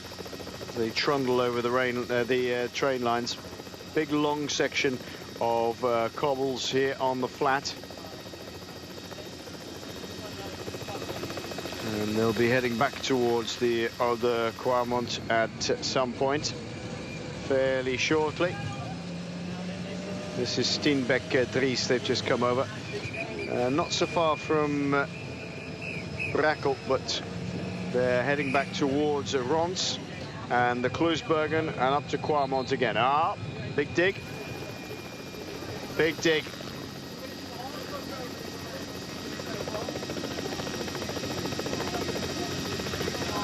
One minute for our breakaway riders, and suddenly, Sean, there's going to be a little bit of action here, I think.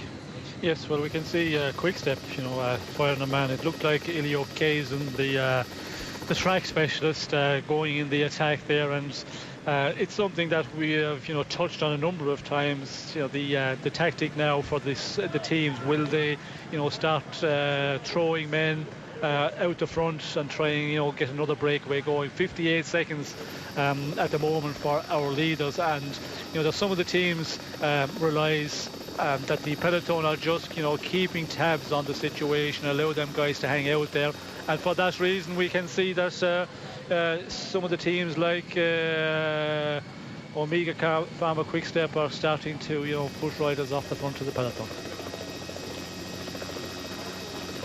Under a minute again for our breakaway. Some riders trying to work their way back here.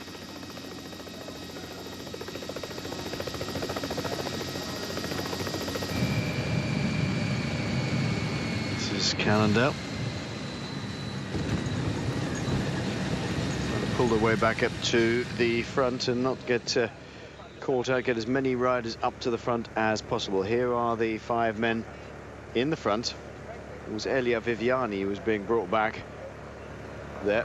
Might need his strength. 55 seconds is the gap for our lead riders. These are our leading 5 riders. Kwiatkowski's been out here for a long time, just pedaling along. I reckon Kwiatkowski's there now in case there's a springboard for Sylvain Chavanel. He's a very strong rider. He's just been twiddling away at the pedals, and I think he may well have something in the tank he can still go for it with. Same could be true of these 2 Lotto Belisol riders as well, especially Seberg, because if Jürgen Roelands is going well, then that could be something for him. Jaroslav Popovic in the middle of your shot, behind Hayden Ralston. Cancellara is riding towards the front here, not wanting to concede any ground. Lars Boom just behind him, the big Dutch former world cyclocross champion, and he's missed out a couple of times in the Tour of Flanders. The 2 other times we've really seen him, he's missed out just towards the end. He's not been strong enough. Let's see if he's got any more in his legs this year. I wouldn't be surprised. Lars Boom could really pull off a big one at some point. He should do. He's a brilliantly talented rider. Get out of the way. Oh dear. Madam, they're coming the other way. Please stop looking up the hill and start looking down it. Actually, it's a salutary lesson for those people who come out and do watch bike racing, especially if you're watching it for the first time. Please don't look at the way they're disappearing up the hill. Look at the way they're coming at you. Even if your favourite rider has gone up the hill. Popovic coming to do another big turn on the front here. Rear wheel, is it? Or no? Oh dear. Can't change gear. Maybe. Ventoso having difficulties. Actually, they're using the Campag electronic. I think he just got fouled up a little bit there. The Campag electronic gears, very much like the Di2 that Shimano produce. I've used both actually in the last couple of years. I think the Campag one's slightly better, if anything. Shimano won't thank me for it, but they're both much of a muchness, the Dura Race and this one. Very nice though. Oh, Fabian Cancellara. This is Cancellara. Oh, the commentary box is now alight. Everybody saying, what's going on? What's going on here? Now, they've got to get this done quickly. Nicely done by Cancellara, allowing himself to be there. The team will have to drop back. He'll have to get in between the team cars, and also the team will have a couple of riders back there, because Fabian Cancellara, rear wheel puncture. Remains to be seen if anybody puts the hammer down with 54 Ks to go, because Sean, this man did a bit of a display not so long ago just by riding away from people. They'll be aware that if they can put him under pressure now, it may help. Yes, well, it is an opportunity, but you know, the way the race has been going, they haven't been really pushing on. I doubt if they will anybody take it up at this moment. But you never know, and Cancellara will have to make his way back into the peloton, which he's doing. You know, we can see there he's still in the drafting of the cars, and I think very shortly he will be in the rear end of peloton. It's hoping for him. It really is. Here we go. Now this will be the magic spanner. Watch this. We've been saying this before. You've not seen it. Here we go. Mechanic leans out of car, fiddles needlessly with rear brake to make sure everything's all right, thus propelling rider up to a higher speed to get back on through the peloton. Ventoso, on the other hand, has got a problem, as we saw with the mechanics. Well, as a rider, I think you always want to just leave the mechanic have a look at your brake. Absolutely, yeah, see. yeah.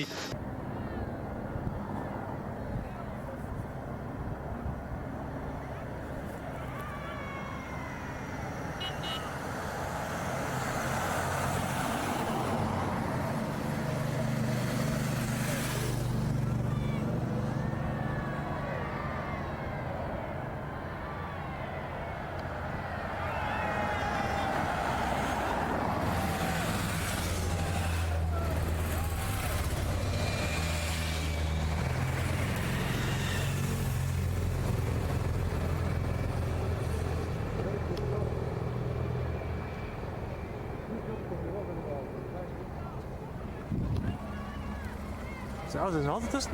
Ah ja, als je het zegt, niet na, maar...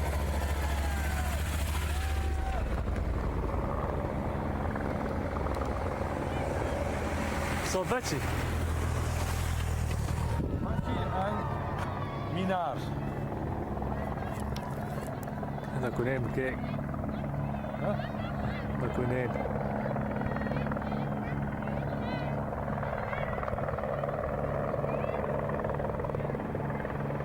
Maar weet je tijd naar zin, hè? Ja, ja, altijd. Ze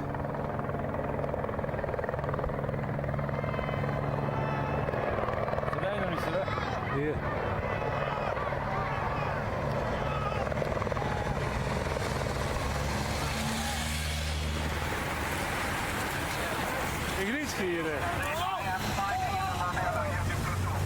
Hand on the window of the car, and the mechanic, you know, he just puts his hand on the back of the rider, and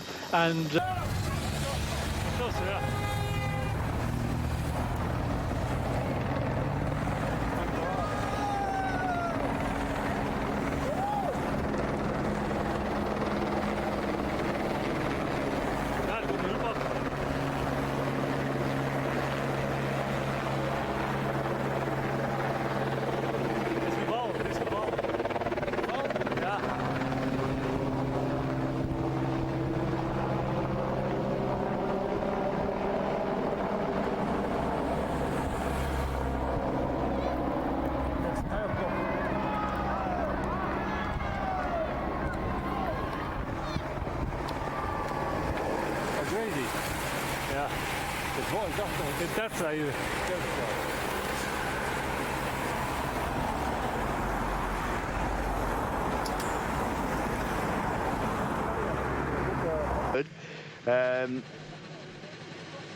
The way you do it, the form you do it is, you've got a puncture, you need to get to the side of the road. You have to stop on the right-hand side of the road. There's no other way. You've got to stop. It's in the rules. There we are. Get on the right-hand side of the road. But you stick it in the sprocket with the least number of teeth. That is the biggest gear, the 11 sprocket.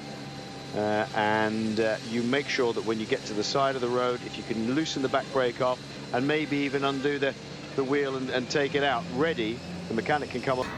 Yeah.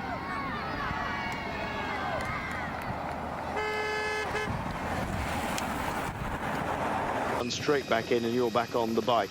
You can save a great deal of time by preparing yourself for the mechanic to arrive. Sometimes you see it, Sean, with less experienced riders, younger riders, people who are in a panic situation. They don't do that. They don't get in the right gear. They panic a little bit, and sometimes the mechanic panics, and you can just lose so much time on a wheel change. Yes, well, we see often the riders, they make a mistake. When you have a flat tire, they stop immediately, and you know, if you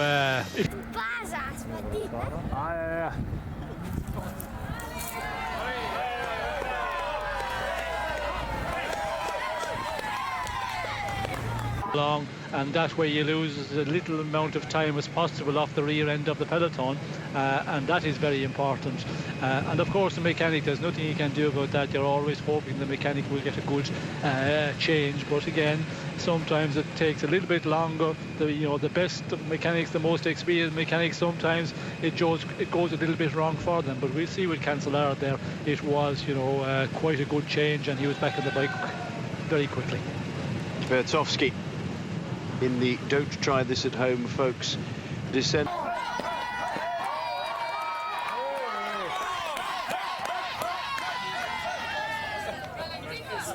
Kant wel. reduce that frontal area. And one of the quick-step riders relieving himself and reducing his frontal area at the side of the road there. Heinrich Hausler now riding for I Am Cycling. Hausler has had a bit of an up-and-down career. And, well, Hausler had a really good season with Cervelo Test Team a few years ago. He really challenged quite strongly for a number of races, and also for the following year.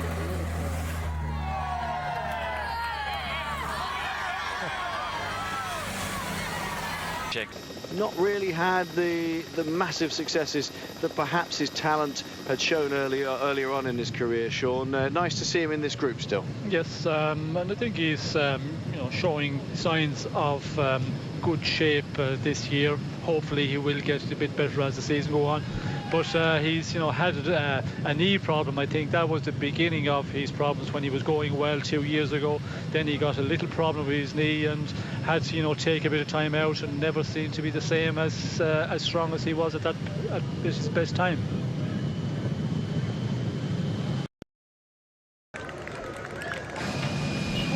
Welcome back live. 200 kilometers plus now under the wheels of these riders is Stan de Volde, another winner of the Tour of Flanders, twice a winner here. He's had a lean couple of seasons, and getting that front wheel in, all important now. It's been quite busy. The mechanic from Radio Shack, de Volde, looking to be back in much better shape than he has been in the past. Back with the old crew. Laurens de Vries looking as though he's beginning to suffer here. There's some tired legs in this quintet at the front now. Merkel Silvaggi and Sebastian Minard behind, trying to bridge this gap over to these five, but the peloton are not very far behind. You can tell that. Why? Because look at the amount of motorcycles and cars now swamping these lead riders. It's just a matter of time now, Sean, isn't it? They can sense that they're being borne down on by the peloton. Well, I think they realise it for quite a lot, quite a number of kilometres, and you're just hanging out there, and you continue on. And the reason they do that is they say, well, we'll get to the next climb, we'll get through that before the bunch comes to us, and it's a good situation to be in. But again, you have to make the effort, you have to keep on riding to do that, and they are getting tired because they've been out there for a long time, and 57 seconds on an advantage. They know if there's somebody who ups the pace, a team who wants up the pace back in the peloton, well, then that gap will be just closed down immediately. It's Alenghi or Blanco. See him in many breaks. A very early, good early career on the Tour of Belgium. And a couple of others as well. Did he not win King High Lake? I can't remember. Very good rider. He was with Skill Shimano at the time, and really did get a lot of publicity, and a lot of people wanted him in the team. He didn't settle particularly well at Lotto when he went to there, and settled a lot better where he is now. Whoop, here we go. Next to the counter-attacks going, we'll get 2, 3, 4 men maybe.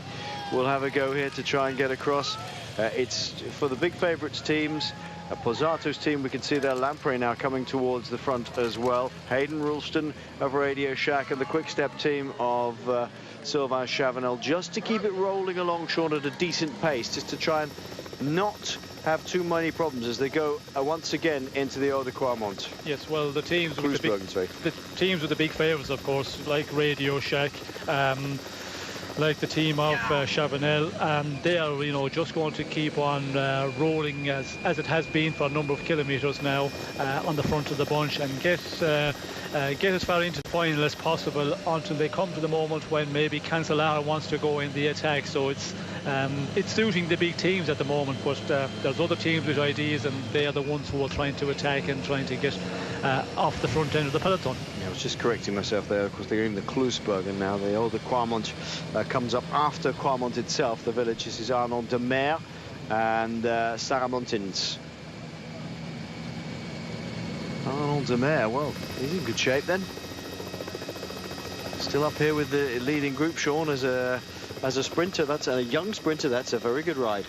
Yes, it's a good, and he has been doing well. I think in the 3 days of the Pan, we did see him on the fourth stage on Tuesday. He was real close to getting the stage victory, just pipped or held off, let's say, by Peter Sagan. So, you know, he is in good shape, and to be up here at this moment, because, you know, over 200 kilometers covered, to be thinking to go on the attack, because you have to have energy left in the tank before you're going to think and try and get out of the peloton, and seeing him do that, he must be feeling pretty okay. Strand de Volder comes past Ventoso into the back of the group again, and Volder will have to work his way up towards the front. Has to do some serious work, I would imagine, for Fabian Cancellara, but there's always the outside bet that he can do something himself, as Hayden Ralston's doing a fine job here. The rider just behind him is the multi-talented Elia Viviani for Cannondale.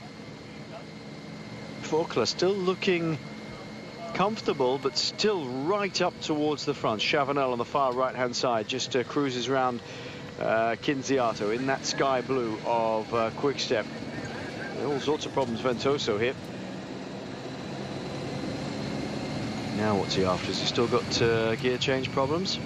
Nope, he's after some sustenance.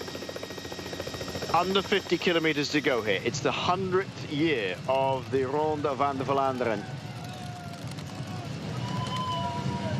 And 96th race itself has been disrupted now and again, but 100 years this race has been going. The man was the first winner back in 1913. Only 26 men contested the Tour of Flanders, but they wanted to put up something in the Flandrian heartlands here against Liège-Bastogne-Liège and Flèche-Wallonne, the Walloon Classics. It was very much a source of pride, and it's become the biggest thing you could possibly find in Flanders. There's even a museum about it. Not just the little tiny museums as you get in Flèche or Liège, but it's a massive, great big thing. The Centrum Ronde van Vlaanderen in Oudenaarde, and well worth a view if you can go there. Sébastien Minard and Mirko Silvaggi joined forces with the remaining riders in the breakaway, but they only have 32 seconds of an advantage over the peloton. 40-odd kilometers to go. As we this time when we get to the Hors de Quamont, I think the selection is about to be made, Sean. Well, I think we will see, yes, you know, a lot of riders losing contact first of all, and again, then it depends on the race out front of the peloton. You know, if there's action and, you know, somebody really pushes up the pace, well, then it will explode that group of big favourites, and that is the question. When is it going to, you know, take off, and when are the big teams or the big favourites really going to take the race in their hands and push the pace? You never know. And as a rider, if you're a rider who are just waiting and trying to follow the big favourites, that's something you just have to follow the race and be in the position at the right time.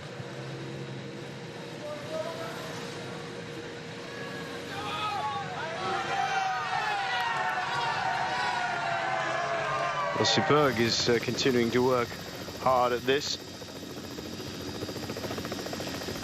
32 seconds is the gap at the moment as they come into Quamont itself. The top of the old Quamont climb comes at 37.8 kilometers still to go, and then they're back onto the Paterberg almost immediately. Hey, Hayden Ralston's done a good job here, Sean. All day he's been close to the front, and he's done the last, what, 10-12 kilometers by himself here. Yes, he's been on the front a lot of the time, and still looking, you know, quite comfortable, you know, keeping the pace, you know, quite high, and he's that sort of rider, of course, and that's the reason he's within that team. They know they can depend on him for the races, the big classic, where, you know, he can rectify a situation. If there's a break out front, he can just ride kilometre after kilometre on the front, and you know, he is the one, I think, from the team who has been the most pace setting on the front. Yep. Jaroslav Popovic has done a fairly good job as well. Good to see Kevin Holzmans up towards the front. Former Quickstep. Oh, just as I was about to say for this team here, Fantini. Oh no, it's Oscar Gatto. I was just about to mention Oscar Gatto and say good to see Holzmans riding towards the front for Oscar Gatto. And there is the cat himself. Gatto having to push in. And he's going to have to work hard to get back there. Hopefully he will. That's Holzmans looking behind. And Gatto saying, I've got a puncture. Nicely done by...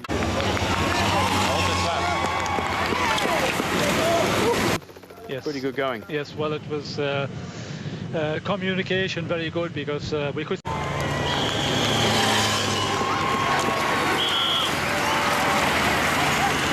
Gatto just, called him and immediately he got the message, pulled over, got his wheel out very, very quickly and got Gatto back on the road again, because you need to do that at this point now, wait for the team car. And again, it depends on the team car how far back it is within the cavalcade. So I think a very quick and a very sleek change there by the two riders. Good, yeah, good stuff.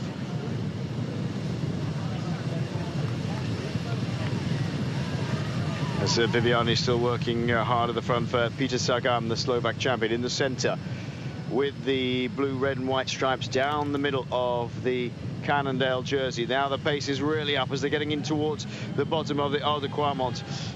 Hayden Ralston's done a lot of work. Typical Thomas Voeckler, head up, looking around, seeing what's going on.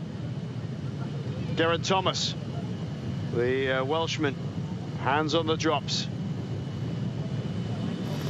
They're charging in towards the Ronde de Quarmont now.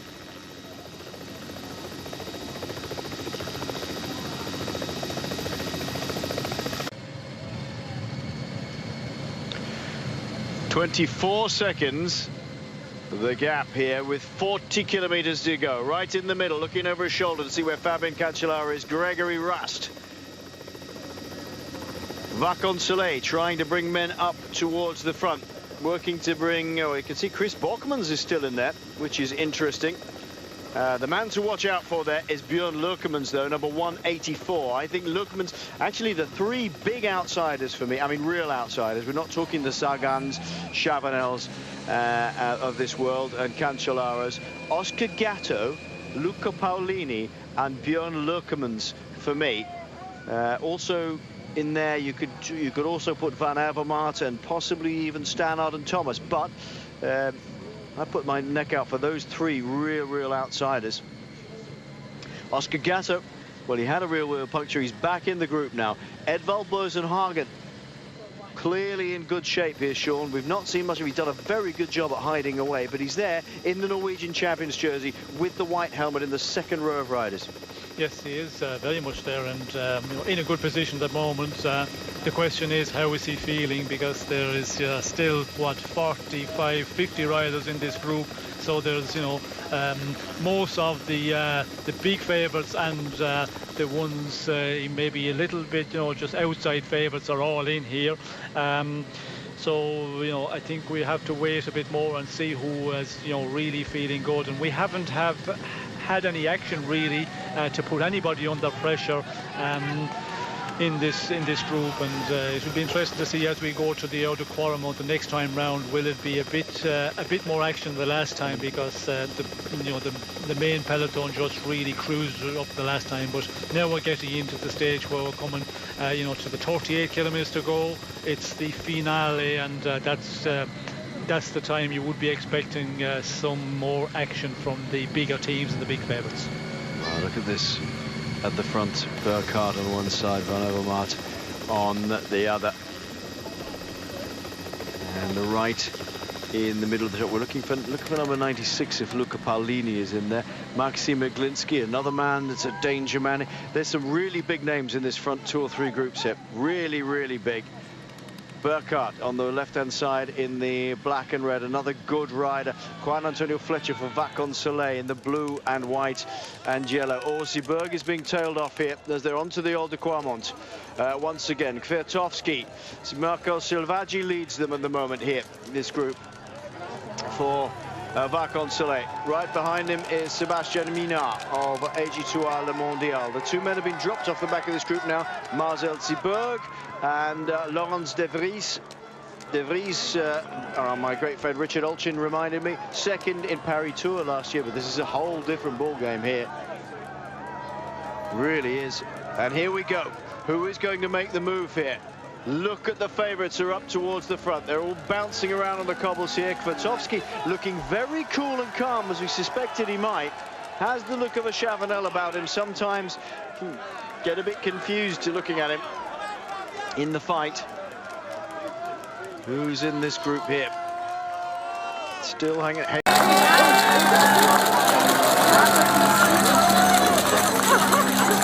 Let's go!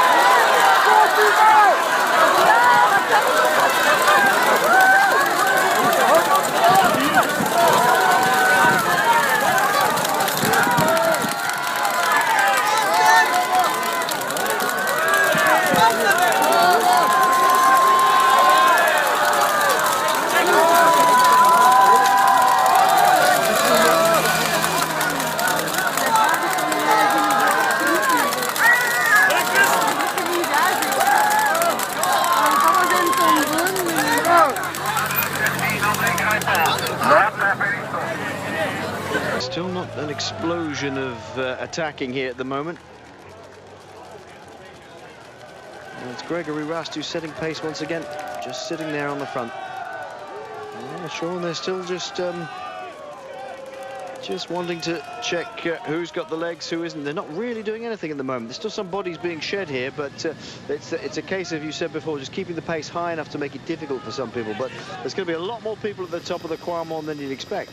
Yes, well, at this pace, there's certainly going to be a big group, and you know, it is a climb where it's not easy, you know, to up the pace to a rate that you can, you know, really blow this group apart. It's the next one, the Patersburg. That's where you can do damage. Absolutely, if you have a number of teammates, you know, ride real fast into the bottom of the Patersburg, and if you have a rider who is, you know, very explosive, powerful.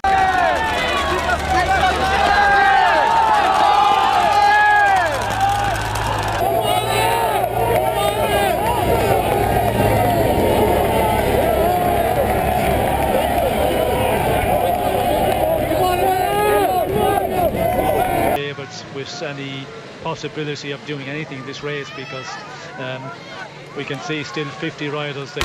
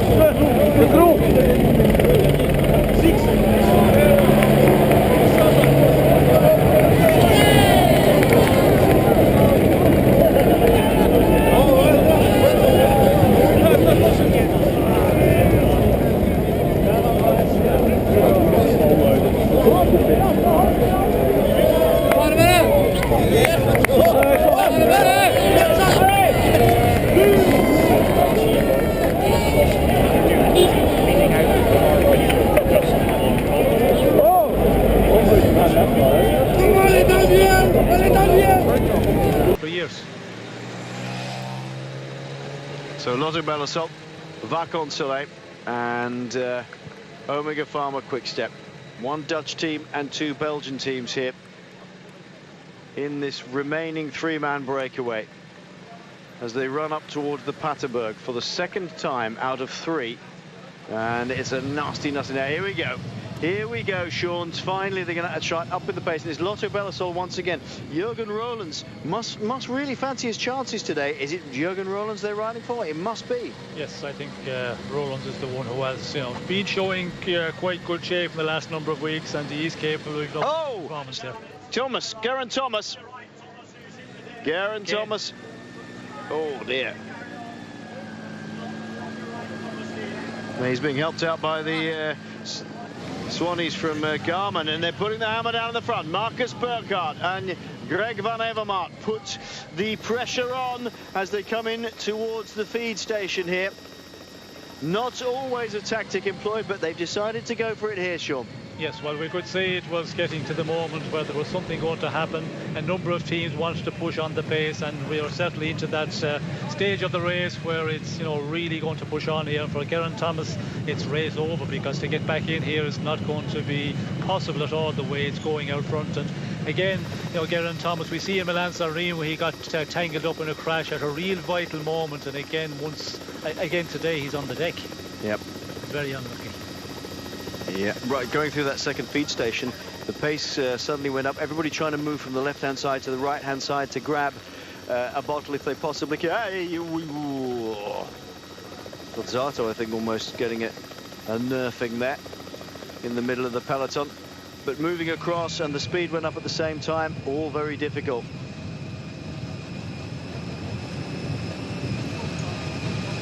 Very difficult. Salvatore Puccio is the Sky rider at the back. He'll be made aware that one of his major teammates, Geraint Thomas, has fallen in that feed zone. It can get a bit scrappy, but that's just a consequence of the pressure being put on the front, Sean. Yes, well, pressure being put on the front, and there was a lot of activity just before that point, and a number of teams were edging to get to the front and throw in the feeding station at that same time. Well, then it's always a dangerous moment, and as you said, somebody maybe a little bit over the left and tried to get across to the right hand side to get something at the feed station, and down the riders go. Oh dear, oh dear. Coming in towards the Paterberg. This 90-degree right-hander, and then just ramps up. Here we go. Through goes Selvaggi and Kwiatkowski, who for me is the strongest man in this group. But Kwiatkowski has a perfect placing to help out Sylvain Chavanel later on. Here comes Chalingi, still hanging in there. Seems to have got a second wind. Sebastian Minard as well. A good finisher here last year. Sebastian Minard. 8 seconds between these two. But the pressure is now really on behind from the BMC squad of Greg van Avermaet. Andre Greipel really suffering now. Well, other teams have taken up the charge at the front. I think Okolo still looks very comfortable, but whether he'll be there in another lap is another thing entirely. Good to see a NetApp Endurance jersey in here as well. I'm not sure who it was. It just flew through the at the front.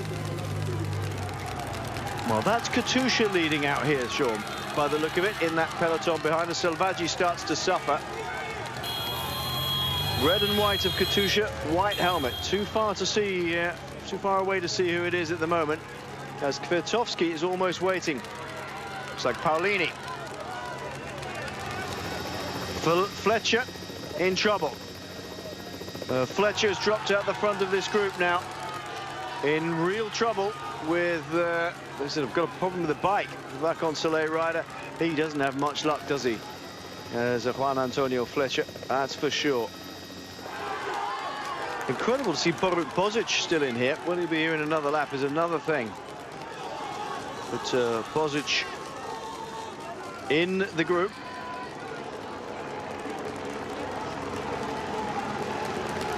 Other outside, and one of the other outsiders we haven't mentioned at all, Megan Kolb.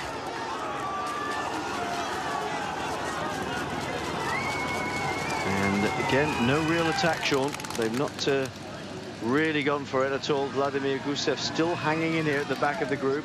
He's been having to try and keep some sort of contact for a long time. Viviani just ahead of him. And here's Fletcher. Juan Antonio Fletcher in the cars on the right-hand side of your screen. You see he's just getting up onto the rear of... Whoops, there he is. He's right in the middle. What a place to have a problem for Juan Antonio Fletcher. Is he just going to take the bike, a new bike? That's a terrible place to have a problem, Sean.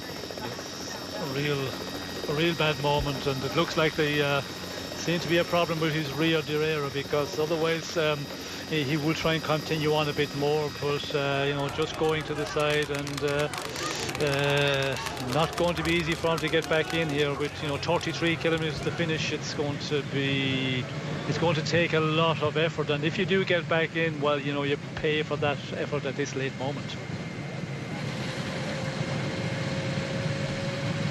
Kwiatkowski, doesn't he look in total control? He is a very, very good rider. Super strong. He's got the amazingly tall figure, lanky figure of Mirko Silvaggi just behind him, and Sebastian Minnaert looks over his shoulder. He has full company waiting for him. André Greipel there, and the rest of the peloton. Look at some of these big favourites in here. Edvald Boasson-Hagen on the right-hand side in the Norwegian Champions jersey. Just behind him in the bright fluorescent yellow is Oscar Gatto. In the lime green with the Slovakian champion stripes down the middle. Very attractive jersey. Very, very attractive rider to watch. Peter Sagan, very exciting indeed to watch. Luca Paolini was at the very front of affairs on the last of the climbs. Johan Alfredo is trying to get away again now, or trying to get across it. One rider from IAM and one rider from Française du Jeu with 33 kilometers to go. Fabian Cancellara up towards the front. They're not going to get much change out of that attack, I have to say. Sebastian Ino is the other rider for IAM. Looks like Turgo trying to come across a terribly flat back style he has. Iglinski is it at the front here for the peloton now. Very difficult to see. We haven't seen a shot of the front of the peloton yet. And they're not going to let anybody get away, I don't think, Sean, at this point. Well, I don't think anybody of danger. They're not going to be allowed too much of an advantage here. And it's surprising that we didn't see some action there on the last time up the Patersberg, because I was expecting some of the favourites to do something there. We still have a very, very big group of riders, and that's something I think the conditions today are helping a lot of riders. They can just hang in there. But yeah, the big surprise is with just 32 kilometers to go, nobody really going in the attack. This is the big surprise, though. Jürgen Roelands. We've been talking about him as being one of those guys that perhaps, well, the guy that Lotto Belasov were trying to take towards the finish, but he's decided to try and make a go of it here, along with Johan Alfredo, Sebastian Turgot and Sebastian Ino, 33 kilometers from the finish. Yes, well, I think it's the moment for a rider like Roelands to do it, because we can see there in the main peloton, it looks like that maybe the big favourites are playing the waiting game, or maybe the big favourites are not as good as we're expecting it to be, and that is also, very possible. And as a rider, you have to start making the calculation. If I wait for the final 15 kilometers and the big favourites go into action, well, then will I be able to follow them? And if you feel, well, no, I'll not be able to, the explosive attack from the likes of Sagan, well, it's the moment to try and do something a bit further out. And Roelands, I think it's the move to do if you feel that's the way, that's the tactic you have to go for. Telling he's up with these riders still again now. Turgo 227 there in the emerald, or the dark green, should I say, of a Europe car. Still Martin Telling he's not going to do any work. He's done a whole bunch of it so far.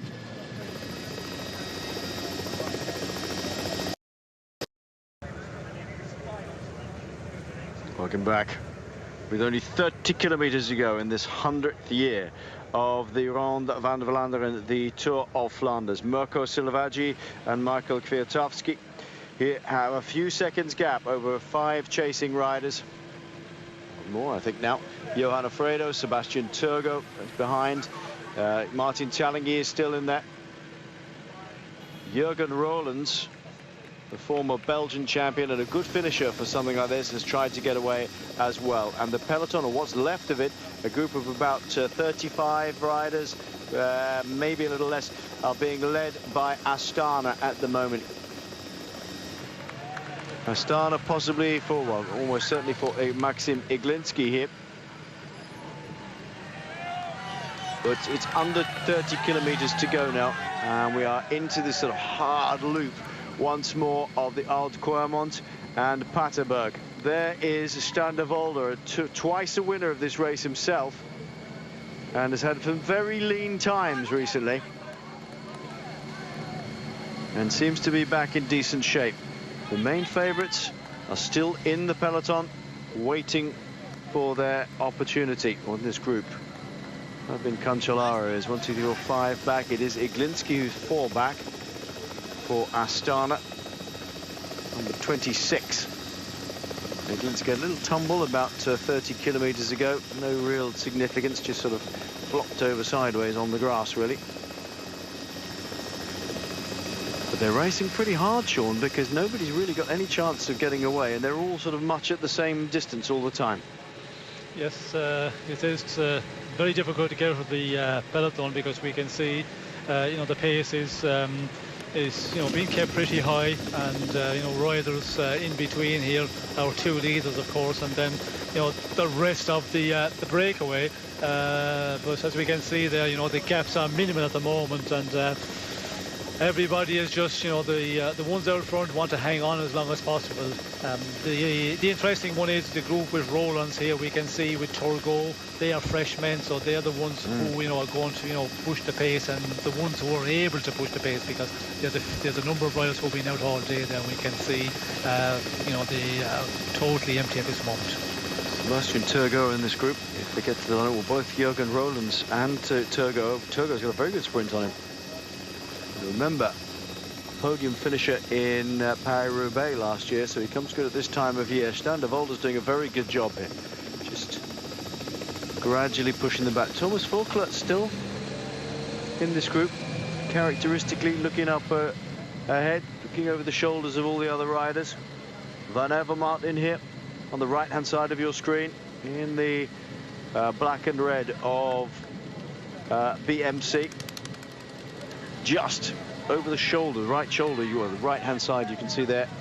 Peter Sagan not looking troubled whatsoever. Sagan a little bit twiddling away at the gear, with Chavanel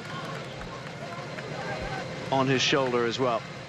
Some big names in that group, Sean. All the big names are making their way gradually to the front by the process of elimination, really. Yes, and still, I think, 40 riders in this group, but a lot of them we can see in difficulty on the tail end, just about hanging in there. And the moment we get to the real difficult section, where the pace will be upped, I think this group of the big favourites, Cancellara, Sagan and the rest, that will really blow apart. And we haven't had any really major attack at all to test anybody, so there's a lot of guys, they're just about there, but the moment we will see a strong attack, I think it will really fall apart, this peloton. It has to be, sooner or later. Somebody has to put a huge attack in. We've been over the Paterberg. The next climb is the Hoogberg. They're pretty much on now.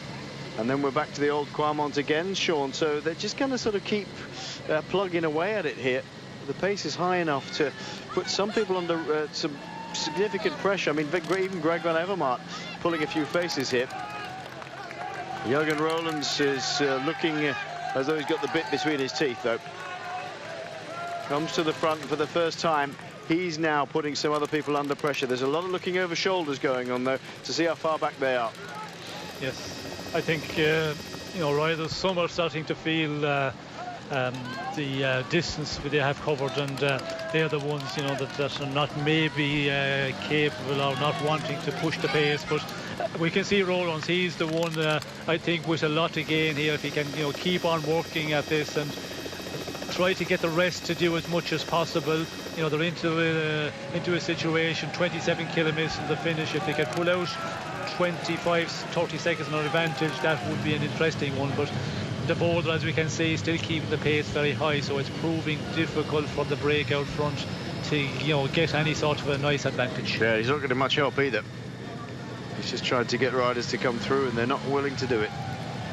Maxim Maglinski's teammates ahead of him going, no, not interested. De Volder tries to look for help, and he's not receiving it here. I tell you, a man who also in this group we've not mentioned so far is Alexander Kristoff. Sean, the bronze medalist from the Olympics. He's in this group. We have not mentioned him at all, but he's a very fine sprinter. Nobody will want to get him to the line. No, and he's in real good shape. You know, won a stage in the 3 days of Japan only on Thursday, so he's you know, in top shape. And there's a lot of riders here. Sagan, for example, he's going to, you know, just follow this race. He's not going to try and go in the attack, because if he comes to the sprint, he can take it, you know, against anybody. Cancellara, the situation is he's going to have to try something, because if it comes down to a sprint, he doesn't have the chances of taking anything like Sagan. So, you know, different teams, different riders have, you know, different tactics here, and as you go along, you know, the change of tactic will be, you know, changing all the time. Absolutely. Well, I'm still not convinced by this loop. We're back here into the final loop, really, of this Tour of Flanders, and I'm still not convinced it's as exciting to watch on television yet.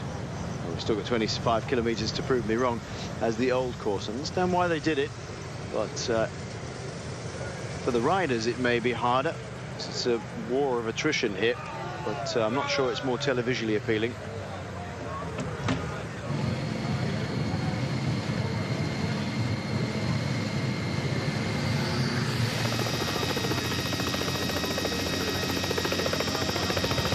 Towards Kloosbergen and Kwarmont itself before they get to the Ode de Kwarmont. Jurgen Rollins trying hard there, pushing hard at the front. You're right, Sean, maybe what, 35 riders here at the back, possibly a few more. Juan Antonio Fletcher finally gets back. Good man, that's been a long time coming. And rejoins the group here. Fletcher has always the nearly man in the classic, Sean. He's never really made it. Well, he's never had that breakthrough win, which he so much craves. Well, I think you know, there was a number of years there where he was so close and you know, looked so impressive, so strong. For me, he looked strong enough maybe to be on the top step of the podium, but just never, you know, never managed to pull it off. And you know, he's still a battler, because to come back from the mechanical problem he had, we can see in the, you know, in this group, it's always been going at quite a strong pace, and just, you know, to get back through the cars, get into this main group of favourites again, you know, it's just a big fight. It's a huge fight. Sebastian Turgot hits the front. Surprise podium man in Paris-Roubaix last year. There we were talking about Tom Bowden taking another huge cobblestone trophy, and this man popped up. He's got another very aggressive rider with him from France, Johan Alfredo.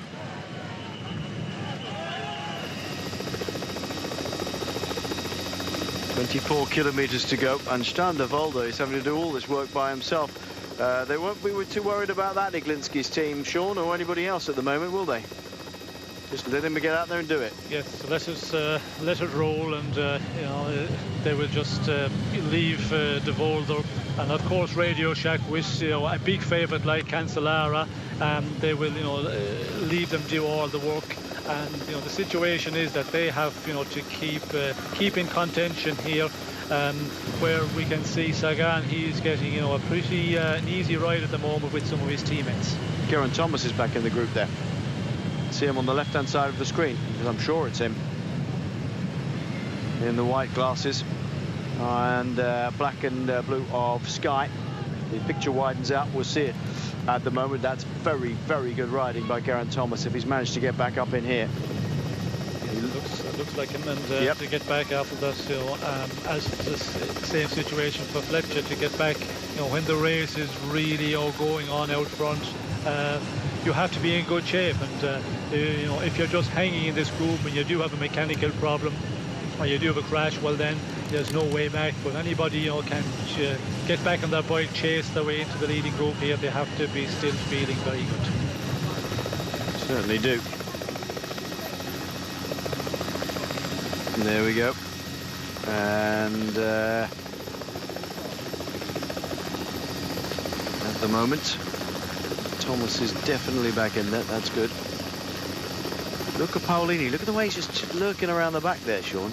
He's not putting any effort in at all. I don't think this is going flat out at all at the moment. We've got Thomas back in, we've got Fletcher back in, and Paolini's almost soft tapping. Well, I think experience as well is a huge advantage here, because with this group of now 30 riders, maybe 35 riders, you can afford to hang on the rear of that at moments. And if you know this route real well, when you're on a big road, a big section, well, you can do that, and then as you come to the important point, once again, you can move up very quickly. And a rider like Paolini with that huge experience, knowing the roads very well, it's possible to do.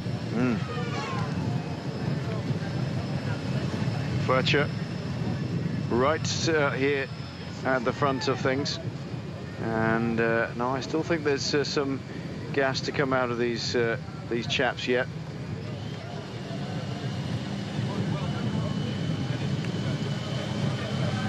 Cancellara on the far right-hand side. Paolini has now pulled himself up through the peloton towards the front. He needs to do that because we're coming into the final climbs of the Haute Quamont very shortly. Through Quamont itself, need to be in the right position.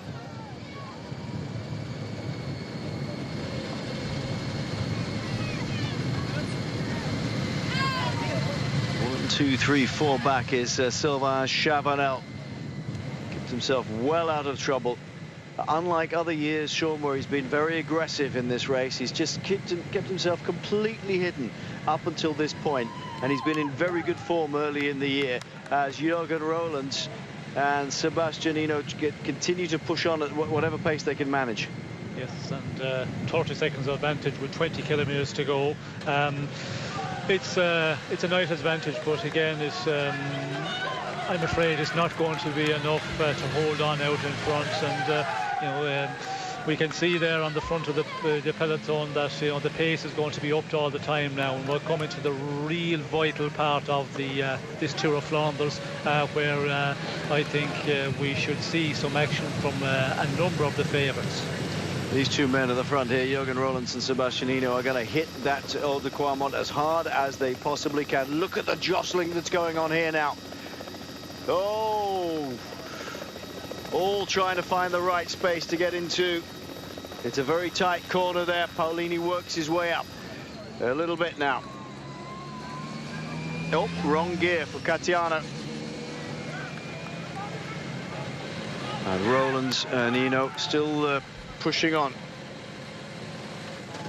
You have to be in the right position. 2.5 kilometers in length for the Haute Quamont, and these men are on it now. The bottom of it is, all tarmac. As you go up, it turns into cobbles. It's the length of this one that can really kill people off, because if you go at it hard, you'll just see them trailing on down the road. The Patersburg is the one where you get that big explosive kick and just kill everybody else off if you still need to. 19 kilometers to go inside the 20 mark, and Jürgen Roelands and Sebastianino have dropped their fellow breakaway companions. This is total commitment now, Sean. There's no way back from this little move. No, well, for the two leaders out in front, you have to just keep on working at it, and they're in a position now where they have to commit 100%. Disaster for Kevin Holzmans. Front wheel, he's just skidded to the side of the road. Look at this. Look, there's nobody there to help him. There we are. Going to do his own thing and try and get anybody's wheel. Look, he's just got one from the side of the road. perfect. Rollins, big dig. Jurgen Rollins is going for the solo win today. He's going for the long one. With 18 kilometers to go, he shed Sebastian Ino, and he's by himself. He's been supported ably by everybody else in Lotto Belisol for the whole of today. They've been pushing the pace along as hard as they possibly can, trying to set this man up, Jurgen Rollins. I'm surprised he went quite so early into a little breakaway, but a clever move. Sebastian Ino from IM Cycling here. Behind him, Kwiatkowski, the Polish rider from Omega Pharma Quickstep, who's been in the break for a long time now. Sebastian Turgo, podium in Paris-Roubaix. Johanna Fredo, who already had attack on the Quarmont the first time up. He looks strong, Jurgen Rollins, Sean, but you never can tell in this. And here we go, Fabian Cancellara, followed by Peter Sagan, and then it's Edvald Boasson-Hagen. This is what we've seen Cancellara do before. Just turn the screw, sits in the saddle, and Boasson-Hagen suffering, as is Chavanel. Look how quickly they've eaten up the ground between them and the breakaway men. Sagan's not letting anybody get away. Chavanel is gritting his teeth. Van Avermaet trying to stay in there. I think Langeveld is the rider from Orica. And Vogler about a bike. Oh! Take that, Sebastian. Wallop. He'll just hang in there as hard as he possibly can. Kwiatkowski's looking behind him to see where his team leader Chavanel is here. And Chavanel has lost about 5 or 6 bike lengths, and this is the two men who are really going to contest it today, giving everybody a demonstration of power.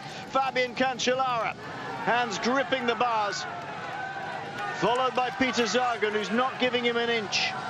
And Sagan's not going to help him, Sean. He's just going to sit there. Well, at the moment. Certainly not for the moment. I think he's going to just wait to get to the top of the Quarmont. And of course, the Patersburg is another one where he will be thinking, if I start doing the pace pulling with Cancellara, well, then I might pay for it.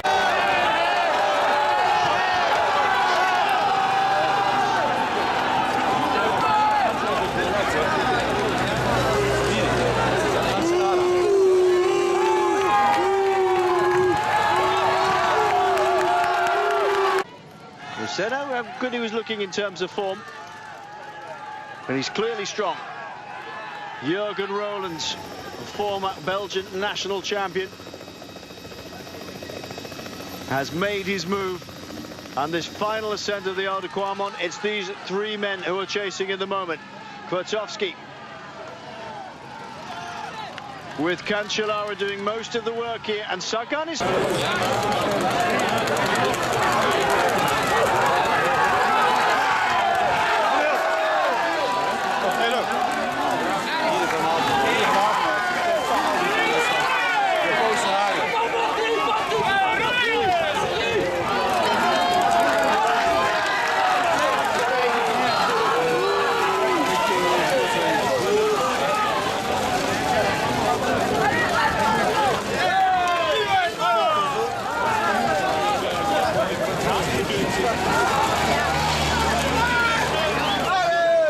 Sagan taking just the turn on the front, and then Cancellara just coming over him, really turning up on the pace once again.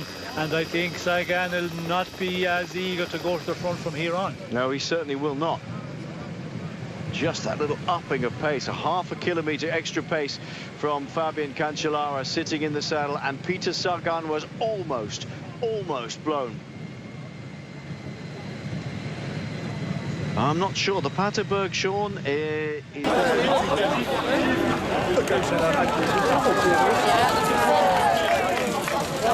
I'm afraid not, because if a guy has still a lot of power left, and we could see Cancellara, he's the one who has the real strength left. And Sagan looked comfortable enough, but again, just at the top of the Quarmont there, when he just turned it on once again, Sagan suffering a little bit, and I think Sagan will be concerned for the next climb.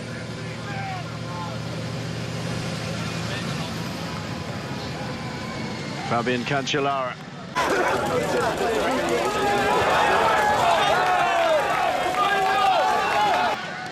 Really wants this this victory. Last year, overwhelmingly, the head-to-head was between Tom Bonen and Fabian Cancellara, but Cancellara, in maybe a small, nonchalant moment, brought down in the feed zone, and Jürgen Roelandts here, having had a go, has decided that he's heard that these two are coming up. He'll try and get back onto these guys, and he won't take a turn on the front if he can possibly help it. Jürgen Roelandts joins Peter Sagan and Fabian Cancellara. The young pretender in the middle here, 23 years of age, Peter Sagan.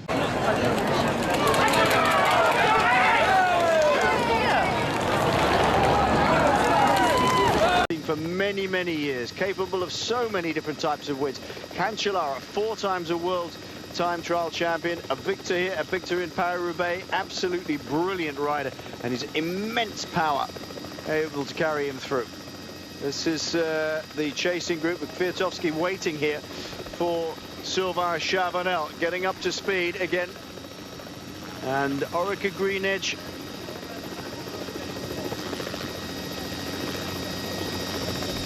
Langeveld.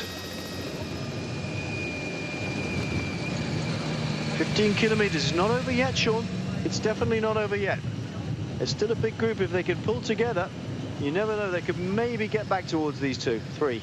Difficult to see it coming back, because now as we go down to the Patersberg, it's going to be a big struggle for a lot of riders there who are doing the chase and who are capable of doing the chasing on the front of that quite big group. And the guys out front, I think the strong men are on the front here with Cancellara, very impressive, and again he will just push on the Patersberg, and I think this gap will grow. I'd be surprised if we see anyone making it across to this leading trio. Magnificent bike handling from this man as well. He just sweep through these corners, as can Peter Sagan. Jürgen Roelandts behind them. Great attempt by him, good move, because he's going to get into this trio towards the line. Remember, there's still 13 kilometers to go when they've got over the top here. Peter Sagan getting a little bit of a break, as is Jürgen Roelandts. Here we go.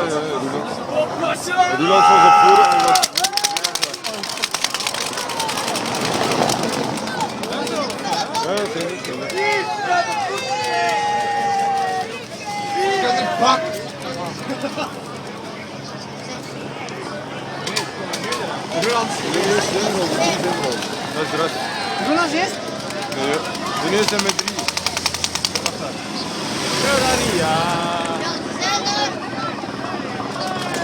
Onto the Patersberg. Deep breath. Yeah, here we go. Yeah, exactly. Yeah. Hold your breath, folks. Here we go. If you haven't finished your cup of tea or your left yet, this is the time to do it. And on they go. Up to 20% of a gradient here. 12.9% average. Now, I think that Peter Sagan may be a little better on this one. The shorter, nastier ones, he can do a little bit more. It depends on the power of Fabian Cancellara. Are they going to ride side by side? No, Sagan's just going to let everybody do it. Langeveld is doing the chasing with Paulini just behind. Then Marcus Burkhardt. Lars Bohm is in this group. They're not that far down. I don't think they're that far down. They've got 13 kilometers left to go. Remember, Fabian Cancellara, as always, being left to do all the work on the front. If Cancellara attacks and starts time trialing away, be it flat, be it uphill, be it downhill, everybody's going to let him do it. Sagan is having to get out of the saddle to keep going here. Jürgen Roelandts is beginning to suffer. He's going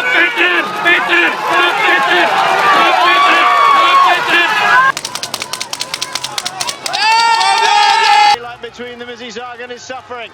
Sagan is suffering, but he's going to make it to the top. Who knows?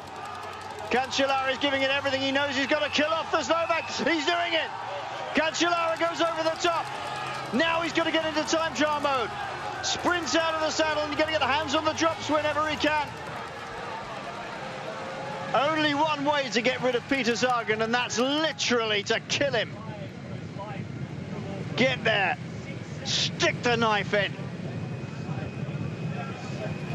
Cancellara gets onto the drops, and it's just a case of 13 kilometers of time trial now. He gave a display earlier in the month, and Peter Sagan, I think, knows he's beaten. Oh, the head is down, Sean. He knows he's beaten. Well, I think he had that feeling for quite a number of kilometres from the time we came over the Quaremont. You get that feeling in your legs, and you know, it was going to be difficult for for him to stay, but you always hope that, you know, you can cling on there, and he did, you know, throw in a big battle. But Cancellara, you know, once he sensed that, you know, the others are weakening a bit, you know, he just goes for it, and the power this guy has, you know, it's so difficult to just cling on to his rear wheel. Yeah, it's all about the incredible power he's got as a time trialist. He's just an amazing rider. Sagan's going to have to wait for another year unless he can pull something extraordinary out of the bag, and I don't think it's ever going to happen here. Look at the speed of this man. Somebody please buy me a set of Fabian Cancellara's legs for next Christmas. Wow.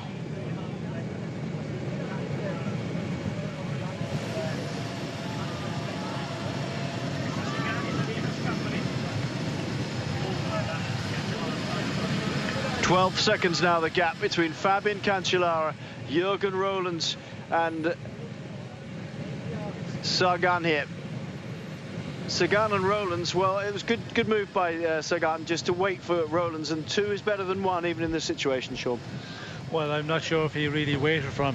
We saw him coming, maybe. Well, he saw him coming, and yeah, it is just 2 is better than 1 because you get that little bit of recovery time. But the problem being, you know, the 2 of them are suffering. We did see that. I think Roelands was in a good position to get out in front. If he hadn't been out there, he wouldn't be up in this position at the moment. So that was a good move, first of all, by Roelands. Sagan, he's going to try, you know, get Roelands to work. Both of them will try and share as much as possible and try and hold off the chasing group, and that's going to be the difficult one for them now. But Cancellara, you know, we can see, so impressive. They're riding 50+ kilometers per hour at this point, with 250 kilometers already covered. That's crazy. It's absolutely bonkers. He's so unbelievably strong. But this is his territory, Sean. I mean, he's got there. He can't even see him up the road. 25 seconds. Wow. But I mean, this is his territory. This is now time trialing, Sean, and he's used to going at 99.9%. Yes, and you know, he has proved in the last weeks that he is, you know, in top shape and getting better as the days go on. And again today, I think, you know, he's just uncontrollable. You know, because Sagan, I think, he was really climbing well there. But when you come up against a Cancellara in this shape, there's nothing you can do. Yep. Who knows what would have happened if Tom Bowden had been here? But I can't see anybody beating Fabian Cancellara today. I don't know about you, Sean, but he is just so much better than everybody else. 30 seconds now, the gap. He is so far up the road. He could get off and walk now. Unbelievable. I don't think, talking about Tom Bowden, the shape he's been showing the last number of weeks, I don't think he would have improved that much to be really able to challenge Cancellara. Maybe he would have been there on the Patersburg, but again, you know, the power of Cancellara, he just put Sagan in difficulty on the Quaremont, then continued on and just turned up the gas again on the Patersburg. And of course, the little time you have to recover there, it's so short, you don't get that, you know, 6 or 8 kilometers to recover. And immediately, you know, Sagan was in difficulty when Fabian Cancellara just really turned it up, and he knew, he could see that Sagan was suffering on the Quaremont, sorry, and you know, he had the confidence then just to finish it off on the Patersburg. I'm not even sure they're going to finish in the top 3, because the rest of the peloton, or what's left of it, is bearing down upon them. 34 seconds now, the gap between Fabian Cancellara and just about everybody else, with 9 kilometers to go. I don't know, but I think in my commentating career, this has been the most powerful display I've seen by Fabian Cancellara. That was one hell of an attack. He really, really went hard. Well, I'm not sure if it is the the biggest display. We remember a number of years ago he went in the attack, and you know, there was a group out in front with Chabanel. And that's true. I think this is better. It was 45 kilometres to finish, certainly 40 kilometres to the finish. Where today, you know, he just waited and played the waiting game, and you know, when he did go for it, well, nobody really held to match him except for Sagan was the one was able to cling on for a while. But you know, Sagan, you know, I think really put in a great performance, but you know, an exceptional Cancellara today. And in the past, I think Cancellara has, you know, ridden away 40 kilometres to go, but circumstances where a lot of riders and a lot of teams with a number of riders to be able to take up the chase, and for that reason he wasn't able to go all the way to finish. But here we can see the gap is only growing.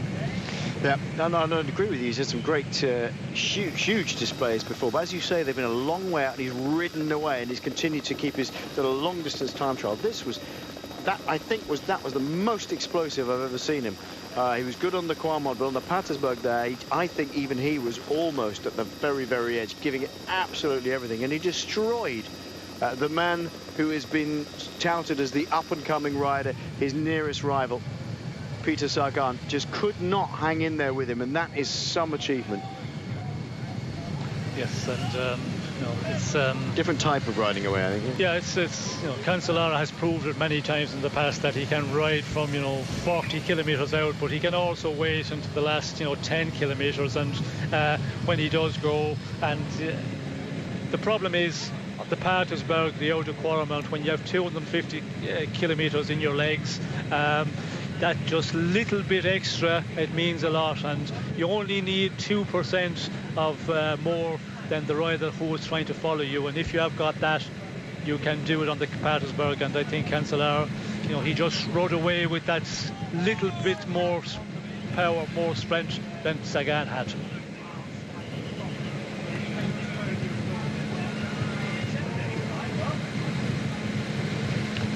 Well, Fabian Cancellara, what more can you say about this man? Multiple world time trial champion, multiple winner of the classics, the cobbled classics. And he's just, I don't know what speed he's doing there. 45, 46, 47k an hour. And just so used to being this magnificent time trials. He knows all about the suffering of this. As my friend Jez Hastings would say, pain and suffering. He knows all about it. Even so, Peter Sagan trying to fight back a little bit, flicked the elbow for Jürgen Rollins to come through just now and couldn't, or didn't. I think he couldn't. And Sagan's shaking his head. No good shaking your head, Peter. You've already been beaten. Magnificent position as well on the bike. Just churning away like a turbine. Brilliant. What more can you say? Why don't you hire him for Ampost, Sean? This guy. Do you think he could afford the salary? He couldn't afford any other riders, or cars, or a bus. If you got this man. I think our budget for the full team would not pay Cancellara. Exactly. Exactly right too. Really lovely Burke as well. 50k. 5 kilometres to go. 50k an hour. He's going. That is a magnificent ride. Really is. I still think I prefer the old loop, but what a race. What a race. It's a real whittling down process. Another arm flick out from Peter Sagan, and this time Jürgen Rollins can come through there, holding off the rest of the bunch. Luca Paolini tried to get across to them, but he hasn't made it so far. 5 kilometres to go for Fabian Cancellara. And barring all mechanical disaster, Sean, this man's going to win another Tour of Flanders.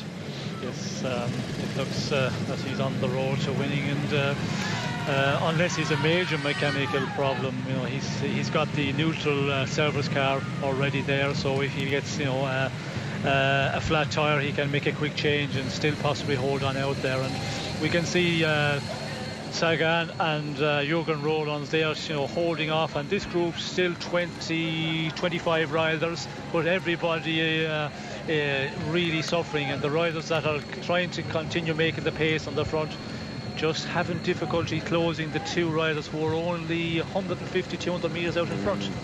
Amazing, look who's in here. Heinrich Hausler, Turgo, Gatto is there, Van Summeren, Paulini, all the bigger names, Van Avermaet, all the riders we suspected might be in the mix at the end. Fine ride. Alfredo is in here. Ladagnu is in here. Very good rider. Is it Bonnet is here as well? No. Oh, it's Ladagnu. Oh, not another flat. Another flat for Oscar Gatto. Oh dear. Dear oh dear. 4 kilometers for Fabian Cancellara.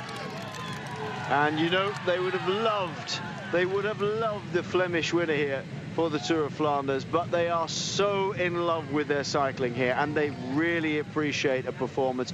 And many of these spectators will have dashed out of their houses having been watching it for the last 240k, and they'll all be dashing to the side of the road to applaud this man, Fabian Cancellara. The finish here in front of us in Oudenaarde, just 5 minutes walk from the Centrum Ronde van Vlaanderen, and this man will have his picture and another imprint on the wall of fame in the museum for the Ronde van Vlaanderen.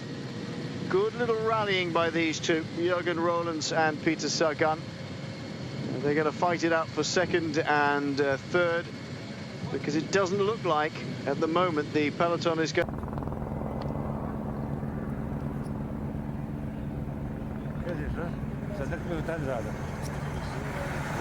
Hier? Ah, ja.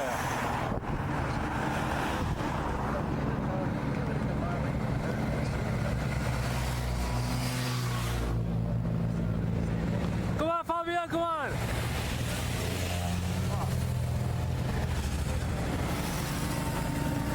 Yes, well, bad luck, and you know, at a very, very important time when you're in, the final 50 kilometers of the race, a mechanical, inside that moment is always very difficult to get back in. But the one we see previously, I did not think that he would make it, but again, he proved that he has to be feeling quite good, and at this late stage to come back into the group. We can see the group chasing our two men on the road here. They're just struggling to keep it. Zijn al die twee? Ja. Ze zijn niet veel voorsprong, maar ze zijn voorsprong. Dat wel.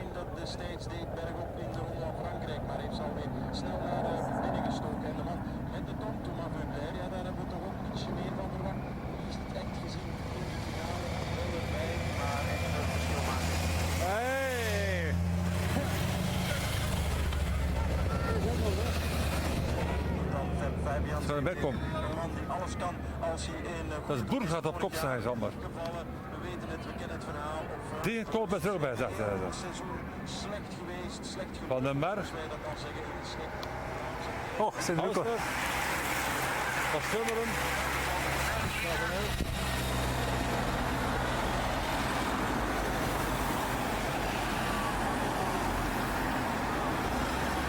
Make the change 15 seconds, but it's so hard to get back in, and unless you're feeling pretty okay, well, then you don't manage to do it.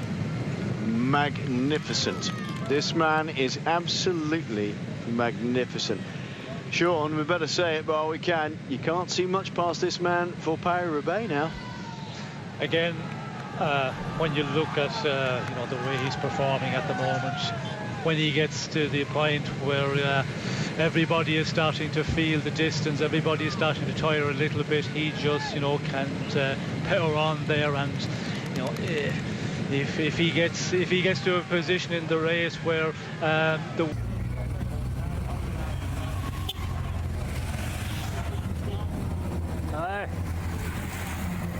Hier is 70.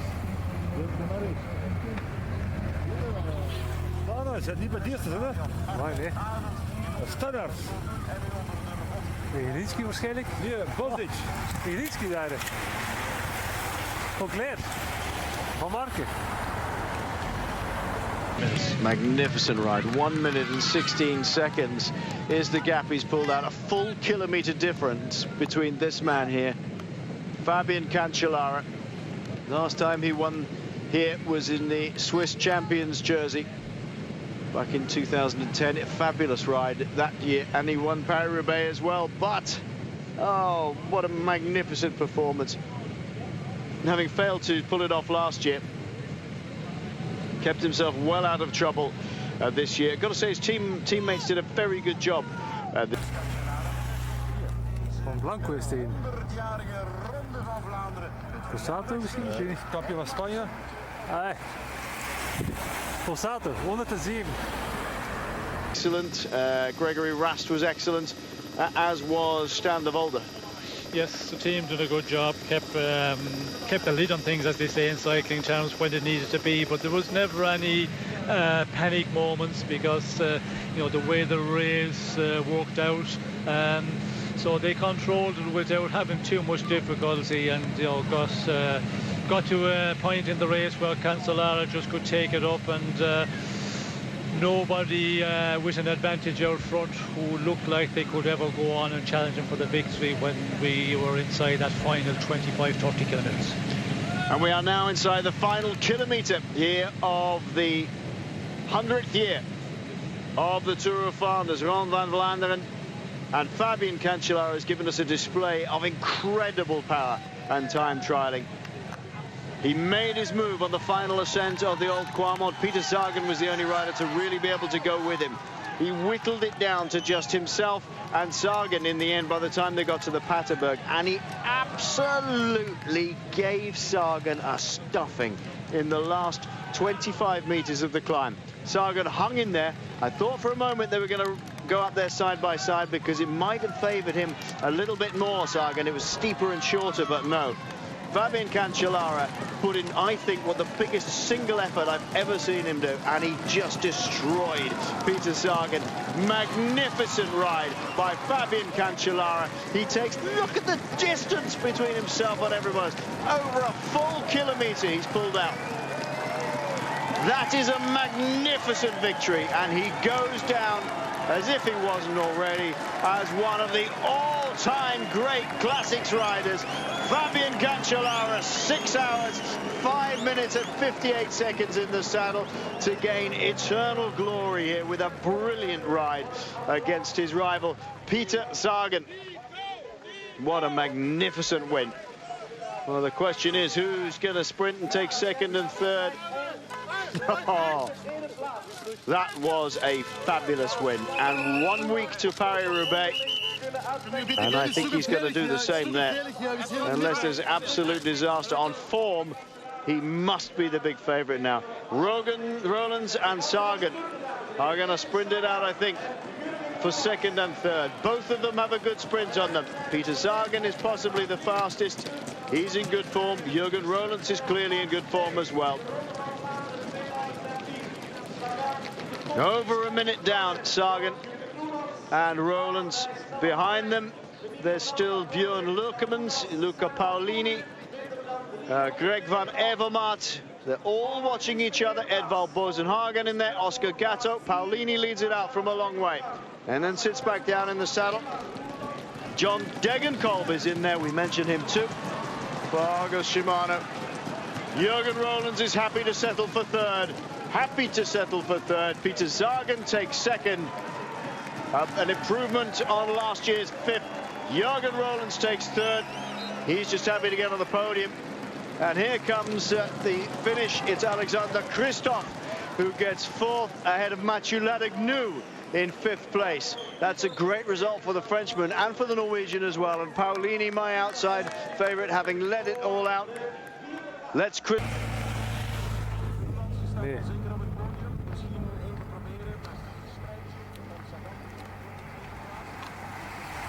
Willems, de Volder. En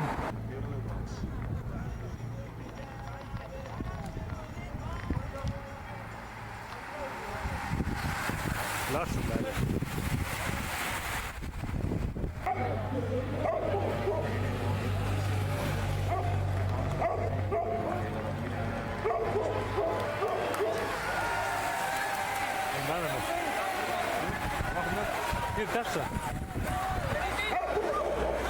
Stuff, finish it off.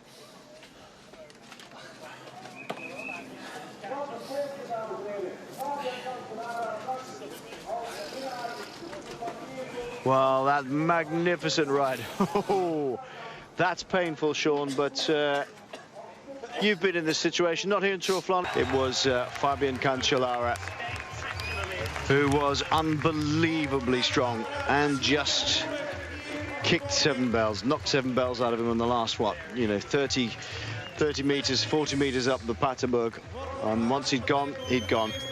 No way back, because as soon as he got over to the flat, Sean, and could get into time trial mode, Peter Sagan was never going to be able to stay with him. No, well, when you get to that point in the race, everybody is, so much on the limit, very, very much on the empty energy-wise. Cancellara was the one who had a bit more power, and if you have the little bit more power, well, then you can do a lot of damage on the climb, as we see Cancellara doing on the Patersberg, and difficult for any